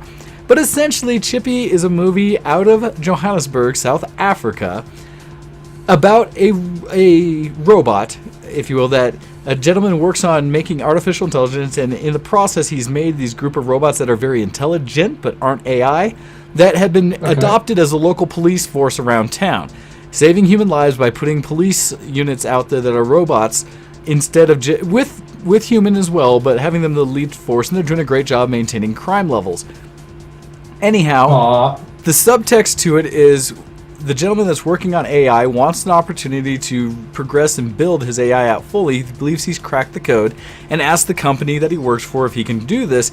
And they're like, we're a defense company that makes weapons. We don't care about AI. You're doing great on this program. Just be good with it. Anyhow, goes out. He gets an opportunity with a wrecked body to throw it in and test out his AI through some means, at which point you get to meet Chippy. Chippy is built up and basically starts from a learning stage like a child, and it goes through, Or sorry, Chappie, as I'm saying. Is it Chappie or Chippy? I must have wrote it wrong when I wrote it in the notes. Oh, because I was looking it up on Wiki, and I've only managed to find a Chappie. shop serving the traditional British fish and chips dinner. Which is what I know. So, Chappie, nah, right? see, I know what I missed up. It's Chappie IE, as in CHAPPIE, and I said I did CHI. So that's what I messed it up. So thank you. But in doing so, thank you, IRC, for keeping me honest. That is why we have you, as I try to write it correct. But yes, for Chappie, thank you. But and I say that at the same time, because it's South Africa, and because I will say the main run of the movie, as I described it with Lieutenant Fork, is if you like the band Diantword, then you should go see this movie. Because while it's got some sci-fi aspects of having robots running around the streets and doing things with tech like that, it's really not about that as much, or I will say it's more focused on Diantword. To the point where the band, and now I enjoy the group, and so I found this to be hilarious and loved watching it. It essentially was a movie focused on their band, to the point where like the entire soundtrack was Diantword. And in the movie, their star, both Ninja and Yolandi, are starring in the movie as themselves. They don't even take on like different roles or anything. It's literally their own names, their own things, and everything they wear. This is one of the jokes, fun things that we both did was, as we were watching it, they essentially just went through all of their music videos in the outfits that they wore in the movie, which was hilarious to me. And so we kept noticing, that's from that video, that's from this one. And so the funny part is, while it's almost like an extended commercial for Diantword, the movie behind it's actually solid. And the effects are really good. Whatever they did for Chappie to throw in there with them, it looks like there's absolutely this robot running around with them the whole time. Now, I've heard it might have been, some of it was a person in a suit, things like that might have helped with that effect. But it really does look real and right there, which was pretty darn cool. So we enjoyed that. It was silly and fun. But if you like Diantword, you should go check that out. And so it's kind of funny. Paz is saying that apparently Ninja was kind of an arse on set when he was in it, and I'm not surprised. I don't know what that guy would be like in person, but in the movie he plays an ass as well. So go figure. It's always depressing, isn't it, when you hear about these like celebrities who you enjoy through whatever medium that you do enjoy them, be it TV, news, radio, podcasting, or whatever it is. That you meet them in real life and you think this guy's an asshole. It's kind of depressing because you get to know the personality online or through whatever medium. And you think to yourself, wow, these guys are cool, and then it turns out they're assholes, like us. Yeah, exactly. Also, this movie, I'm just checking, has quite poor reviews, I gotta say, sir. IMDb gave it 7.3, which is quite favorable, but Rotten Tomatoes gave it 31%, and Metacritic 41%. That'd be below, if I saw, in fact, what I tend to do when we're deciding to watch a film is I Google the ratings, and if it's below 70, I say, we're not watching that. So here's the thing. That would be below my ratings. I very much put it out there. If you like the band Diantword, go see this movie. You will enjoy the heck out of it. If not, you may not catch some of those little references they do, and it may somewhat be lost on you, in which case the movie's probably average. Both Fork and I were basically chuckling ourselves up, and we saw certain things came up where we looked at each other and just lost it, like, that's kind of awesome. But we are fans, and so that's partly the effect of what goes with it. So, just as a heads up. I'm not recommending it for everyone. I'm giving that specific caveat, but overall enjoyed it. Also, I got to take Lieutenant Fork out this morning before the show and get her started on a bit of a workout routine. And the reason being is I've almost got her to commit to doing this year's Tough Mudder with me. And so, I did in the past, and I said I would do it again, maybe, and I did buy tickets. It was originally going to conflict with my schedule for conventions, but now that NDK got changed venues and is now overlapped with Dragon Con, I'm probably going to go to Dragon Con, but it leaves that weekend after open for me to do the Tough Mudder. And so now I'm back on track to do it. I've just started getting back into training with it, so hopefully I'll be getting a lot healthy, and you might see me coming in here sore and dying after workouts in the morning, because I do like to work out before the show, but we'll see. So I got to do that a little bit. So that's what I've been my doing. dad's actually doing the same, sir. He's been struggling. He's trying to jog 1.5 miles every day, and he's struggling with it. So, any tips you can give him, he'll probably appreciate. Keep at, and the problem being is, it's one thing to lift and be muscular and all strong like your father is, but endurance from running is tough. And so all I can say is you got to do it more and more to get better at it. And what I suggested for Fork, because running is not in her normal thing, and plus she has rheumatoid arthritis going through her joints at her young age, and so anything impact causes a lot of pain and is really not good for her. So it's learning to run smooth, things like that, which again, not geeky and tech related, but just in general knowledge for people. Take it easy. The way I like to do it personally, and I'm by no means an expert, I pick a distance, a route somewhere around you locally. I like to be outside. You can do it on treadmills, anything like that that's available. I like to go outside and do it. But I pick a route around my neighborhood. I run it. And when I'm first getting back into it each season, like I am now, I start with my shortest route, and I just take it as an easy jog. I'm a little unique. Once I start running, I have trouble stopping. Like, I try to refuse to walk, and that's just my stubbornness. But if you can't do that because of the shape you're in, run it as comfortably as you can, like as far as you can. Pick a point on your trail where you can look in the horizon, or say you're going to run to that point. When you get there, if you're still, even if you're tired, run a little bit further, because the whole thing will never progress unless you're pushing yourself a little beyond what you did in the past. And then take a break. But when you walk, don't just walk. Walk with vigor with a little bit of push to it so that you still are exercising. Give yourself time to catch your breath, and then jog again, and keep doing that over and over. If you do the same route each week, and you do it a couple times a week, 3 times a week, 4 times a week, eventually as you get more comfortable with it, just see if you can run a little bit further around that route each time, until such point as you find yourself running the entire route without walking. Yep. And then you can start extending and pick a new route or run faster. There's ways to progress, but that's just a thing out there. And I'm doing it so that, yes, Hando, I plan on going to get electrocuted again. And this year they've already been advertising that they're incorporating some new challenges, one of which they are including, was it tear gas? I think they're going to have an entire obstacle where you have to climb under like barbed wire and low crawl through it, and it's going to be filled with tear gas in this like little pod that you're crawling through. So looking forward to that, not breathing and tearing and juices coming out of every orifice. That should be horrible. Fun. Again, I will never say the Tough Mudder is fun. I will say it's an experience, it's a challenge, and I'm very proud that I completed it last year and got through every event. At no time will I say it's fun. So, yeah, we'll see how that goes. Definitely. But in doing so, getting her going as well, because as we all try to get fit this year, and so doing that. Yes, my only tip would be to runners, and I've been doing a lot of running in the past few months. I've been running almost every single day at the gym. I've sort of stopped doing the weightlifting, so I'm trying to get better with cardio myself. My only tip would be, feel free to walk whenever you think you need to. Do not ever stop until the end, though. Unless you have medical condition, and that's the only time you're exempt. Never stop moving, because as soon as you stop moving, you hit the wall, and if you start again, it's harder. Don't make it harder for yourself. That's why I say, keep going. Yeah, when you do walk with purpose. Don't just go to that slow shuffle. Walk where you're leaned forward a little bit and you're still pushing yourself just a little bit, because walking will still give you a chance to, catch your breath and feel better. But you need to keep pressing, otherwise you'll never improve. I always say, people walk all the time to maintain health. You don't walk to improve health. And so you have to be pushing yourself a little to ever increase and improve where you are. Anyhow, so that's my health tip of the week, or year. Who knows how often I'll talk about it as I get ready here. The last thing I'll talk about gaming-wise is that I've been playing a little bit of Homeworld Remastered.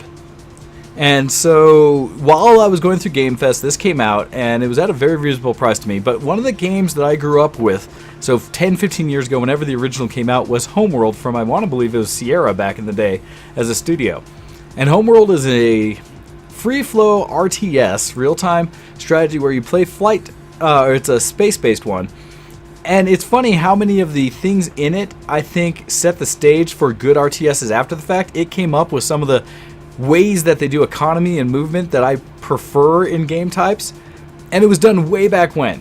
Well, what's nice is it's available today, and you can go get it on Steam or anything else out there, that it's the original gameplay with polish and a new engine and upgraded graphics so that it'll work on today's systems and look like a modern game. In fact, I was talking to my friend Serpencer, as he just went through both Homeworld 1 and 2, and you get both of them for the same price. The first and second with the expansions, as well as a new multiplayer module so you can play with other people online. So it's actually a very well update.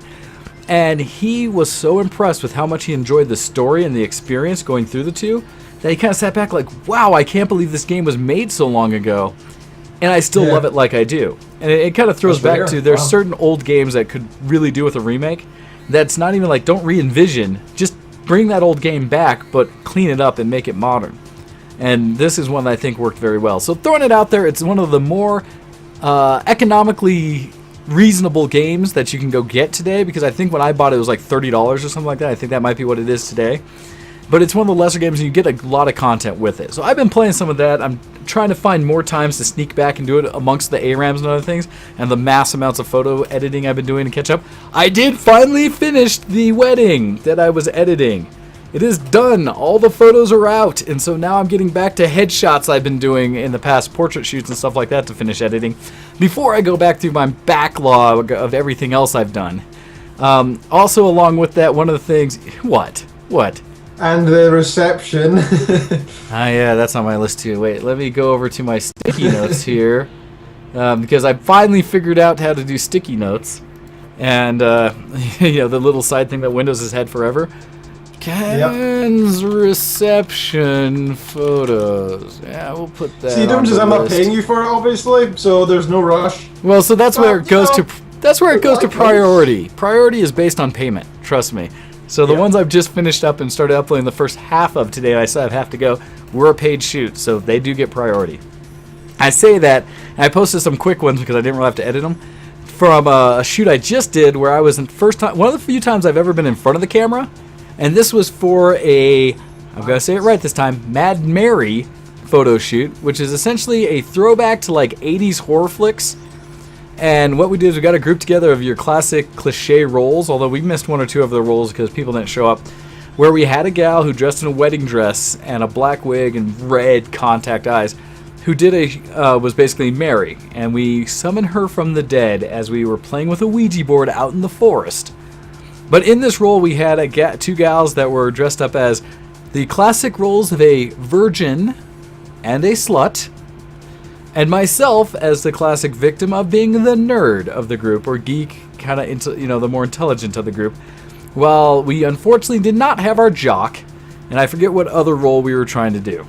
But amongst those, we went and did the shoot, and I was in front. We got very bloody, got murdered, and had a good old time out in the park, amongst other people walking around as they see us like straddling dead bodies and knives being plunged into people kind of thing.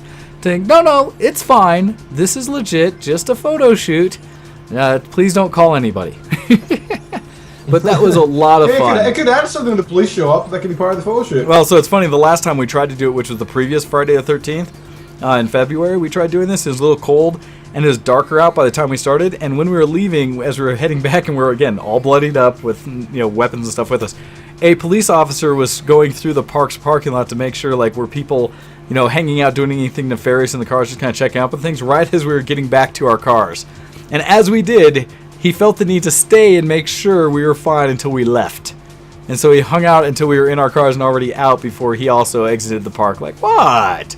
It's still not too late for the park to be open. We're okay. Anyhow, it was a lot of fun, me in front of the camera, and hopefully I'll get some more opportunities to do so, because normally I'm more comfortable behind the camera. And for anyone who wants to see that, if you've seen it on my Facebook, if you can see it there, and maybe, actually, if you're on Facebook, go check out Death's House Productions, and you can see my photo site, and from there you can check it out. All right. So that's mostly what I've been up to. Probably can bring up some other things, but that's what I want to focus on. And in the interim, before we transition on to anything else, I do want to catch up with an email we've received, because this one is timely. And it's one that comes from our good friend, Agrius SW. It says, Hey. Greek cred wall and B-Day shoutout. Greetings once more, you mighty sirs of the intertubes. 'Tis I, Agrius SW, here once more to share my week in things geek. First off, this week I somehow stumbled onto one of the most crazy, random, and adult-themed anime I have ever seen that is not actually hentai. Stumbled upon two. Yes, I somehow found a small clip from Panty and Stocking with Garter Belt. So it's funny you say this. This is a cartoon, really, less than anime, more cartoon, that came out on Cartoon Network, but their Adult Swim piece, the late night piece. And it is one that I was planning on and still have in my potential futures to do a cosplay from as Garterbelt. So I am very aware of what you're talking about, and yes, it is adult themed. As much as it looks like cartoon, not meant for your average child. So he continues, after watching the 2-minute clip, I was left wondering, quote, WTF did I just watch? Then I found myself a few hours later, having consumed every episode this short but hilarious series had. The animation was simple but good, and the humor was very adult, but I found myself almost falling out of my chair with laughter with every minute. One of the characters made me think of you, Mr. Wayne. Here you go. The preacher man, known as Garterbelt, has a massive fro, and when I saw him, I thought that could be a simple cosplay for you. And so he links a picture in this, and yes, I know. And I was planning on doing the entire cosplay where it's not just his normal preacher outfit, but also the his penance outfit, I will say. The one where he's less clothed and in maybe S&M type stuff. Just to have underneath so I can pull that out and be truly authentic. And so it says, have either of you heard of Panty and Stocking? So as I've just said, yes. And very much so. I've watched all the episodes, and I think it's hilarious, although it's ridiculous at the same time. Ken, I'm assuming, as you give looks and kind of questioning scratches to the beard, that you have not consumed this one yet. Yeah, yet. Nope. As I just shared into the IRC, there is a post that I put on Twitter the other day to another fellow funny junker called Beast Ken FJ on Twitter. And I said to him, I've got something to admit, Beast Ken FJ. I found out every single anime post. I don't even read them anymore. I just hate them all. And I got 2 responses from him saying, you're doing God's work, son, and somebody else saying, amen to that. Because everything that I have ever seen anime, apart from the exceptions which I've been told aren't even anime, for example, Dragon Ball Z or Legend of Korra, people refute those more cartoons because they're good. No, because they're more enjoyable. cartoons. God, you need to open up. Because there's real jokes, actual content. It's not just all about boobs. No, because you can't handle stories that actually have adult stuff. Because you can't actually handle the well-written, thought-out animes that have nothing to do with boobs. And the terrible humor that people seem to enjoy just because it's in anime. It's just like, oh, somebody, it's an anime character said it. It must be hilarious. Ha ha ha. No. Anime's bad. Anime's bad. Let me prejudice here. The entire genre is bad and your opinion is wrong. You're so wrong for that, Ken, just so you know. Noob! Need to play. You do not know what you're talking about.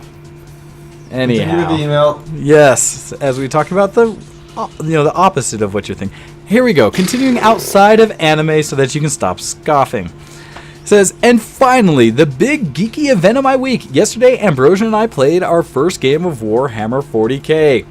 We played 1,000 points of her Necrons and my Space Wolves. The battle started in her favor, but by the second and third turns, the match became tied, and then my objectives gave me the advantage. In the end, the battle was mine, but she did put up a good fight for her first game, and more importantly, we both had fun. Special shout out for her birthday out to my loving girlfriend Ambrosia Hartnett, whose birthday is next Saturday. That's all for this week, sirs. Keep up the great work. So I think, well, I won't be here next week since that'll be the Molly show and I'll be out being Shepherd Book yet again. But in the meantime... That doesn't sound like it's an interview. That Molly is also, I don't know if you know the term. Oh, I do know the term, yes. What Ken will be doing... Wait, no, we'll be chatting with Molly, because if I say otherwise, it'll be worse. Yes. Yeah, it'll be worse in both ways if I say anything different. I do know what Molly is, but only through younger people around me that have kind of informed me.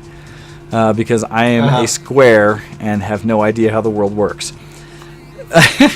But I do want to give that shout out to say, Miss Ambrosia Hartnett, happy birthday, Ambrosia Hartnett.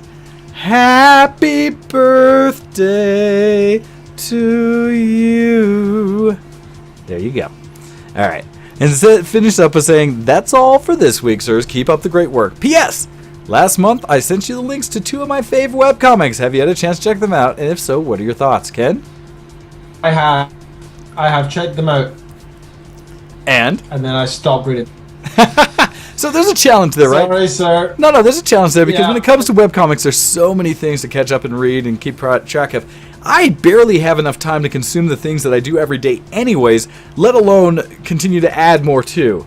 I mean, I got to a point where there's only a handful of podcasts myself that I can watch or listen to because I do my own content creation. And then it goes to, I'm trying desperately right now to finally finish Naruto, at least the original seasons of it, all 8. I'm on the last 4 episodes to finish that up so I can start the second half when they're a little bit older. So there's things where it depends on what you're focusing on at the time, but unfortunately I have not checked them out. I will freely admit, Ken did, and it didn't hit his cup of tea, and so to it is. No. I'll give a quick synopsis of why I didn't like each one. So Valkyrie Yuki, I felt was very anime-ish in the sense I didn't like it. The same kind of reason I don't like most anime. It's just the mix of the art style, and I think the plot was kind of dull. I felt it was very generic and not something I really enjoyed, and I just couldn't really watch it. And I didn't really like the art style either. It didn't really pull me in. So I just even though I like things like Katia Manigan, which I would argue is worse art style in terms of it was made in paint. This is better, but it's not the kind of thing I enjoy. So I really just couldn't still get into it. The other one is Spinneret. Now this one I actually really enjoyed the art with. It was very classic comic style, maybe even enhanced with a nice digital art, very webcomic. I really did like that. Got in a good 7 to 8 pages, and I got bored of the humor. I was like, oh, this is really bad humor. It's like joke within joke within joke within joke, and it's just like following the same kind of threads. And I'm just like, And that was intentionally saying threads, considering it's with spiders and Spinneret, yes. It just wasn't something I was really enjoying. Maybe if I gave it more of a chance, and I probably will at some point, but right now I'm not particularly a fan of either, I'm sorry. I know, I look at me asking for suggestions and then poo-pooing all... Yeah, exactly. I don't like it. That's Ken. Go figure, Ken. But you're all wrong. How do you like things like anime and good stories and such? Meh. That's all right.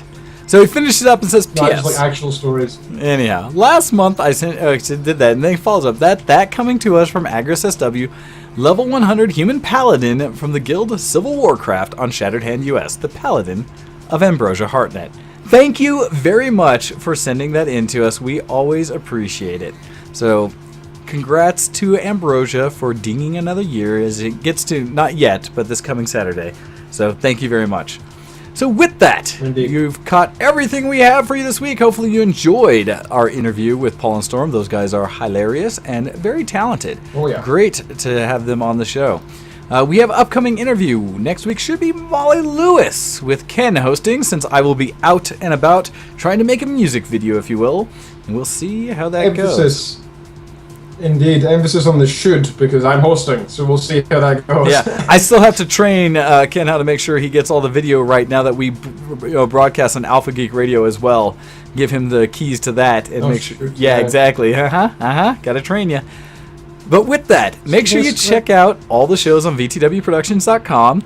I will not be in the gaming tonight because I have to help Lieutenant Fork do some car things and real life. As well as from the interwebs, it was stated that Casually Hardcore will not be following us today because they will be going to, or I think Gnomewise is involved with a lot of local con stuff or things like that, and so he is quite busy this week and perhaps next. Follow up also, because we do have time, don't have to worry about it ending on us right away. As we go maybe slightly over. Notice to everyone, remember, next weekend, so this weekend you're exempt, but next Saturday, we will be moving our VoIP services over from Ventrilo to TeamSpeak 3. We are still going to be hosted through Typefrag, so the link to it will not change much. We'll update the front page to reflect it, as well as post it in the forums, as probably well as tweet out a link so that you can keep up the information. Please go download TeamSpeak 3, and from there you'll be able to join in for our gaming nights, as we do each week, as well as the general hangouts throughout the week, because this is a place for everyone who's a part of the VTW community to get together and be able to hang out and talk throughout anytime they want, to share the resources so they can better game and use our services for voice over IP versus having to go acquire their own. Come be a member of VTW, join in the fun. You might find other people to play with where you didn't even know were enjoying the games that you do. Much like Hando will find with a lot of us that have played War Thunder, especially over Game Fest, because we recruited probably another, half dozen people into that game. So go ahead, jump on to TeamSpeak 3, as that will be coming up in the next week, and we don't want to lose out on all of you. All right, So with that, Ken, could you let them know where to find all of us? Sure, go along to twitter.com/VTWShowX, twitter.com/DocDead, and twitter.com/GoHex. That is twitter.com/VTWShowX, /DocDead, and /GoHex for the three of us. Check us out on Facebook as well by typing in ShowX. If you cannot find us that way, which you should be able to, but hey, it might not come up. That is known to happen. We're not the biggest thing in the world, and so other things do come above us there, unlike our search engine on Google. Facebook is not so kind. Go on to facebook.com/VTW.showX, and you'll find us. Hey, URL, just type it in like that. Facebook.com/VTW.showX. We appreciate every single little like. And every share as well. We appreciate that too. Check us out on YouTube. That's youtube.com. If you type in Versus the World Productions or VTW, you will find us. VTW ShowX, just in the Google bar, and you'll find us there, no problem. Check us out on patreon.com/ShowX. Give us $1 a month, and we would very much appreciate it. I'd like to give a quick little shout out, since we've got a bit of spare time here, to each we have so far. I'm going to use your usernames on the website, so apologies if I say your real name, but that is what you chose to use. Well, give them just the first name if you do that. Don't give full names. Sure. But remember, you did choose this publicly, guys. So if people can see this on the website, FYI, if you do want to change that. So to Nathan, to Schmuck, to Pause, to Ryan, and to Chris. Thank you, everybody, for every little donation. We really do appreciate it. It helps us get through the little barrier for hosting here and posting this out to everybody every single week. With that, that's everything except for the email link, showx@vtwproductions.com. Send us in your thoughts, your geek cred, your suggestions, your feedback, and possible interviewees. We'd appreciate that as well. Anything like that is welcome. Really do appreciate it, guys. We look forward to next week, where it'll be myself and Molly alone without Mr. Wade. Oh, trust me, I am sad. Molly is a lovely guest in every sense of the word, and would very much enjoy talking to her again.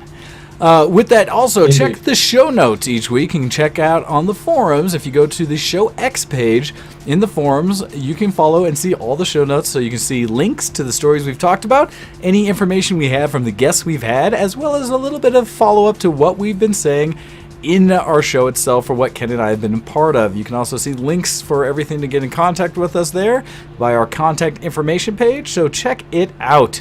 And with that, you've been listening to Show X on VTWProductions.com, and we will catch you all again next week. Have fun and have a good week. Goodbye, everyone. See you later. Goodbye. See you in the next zombie.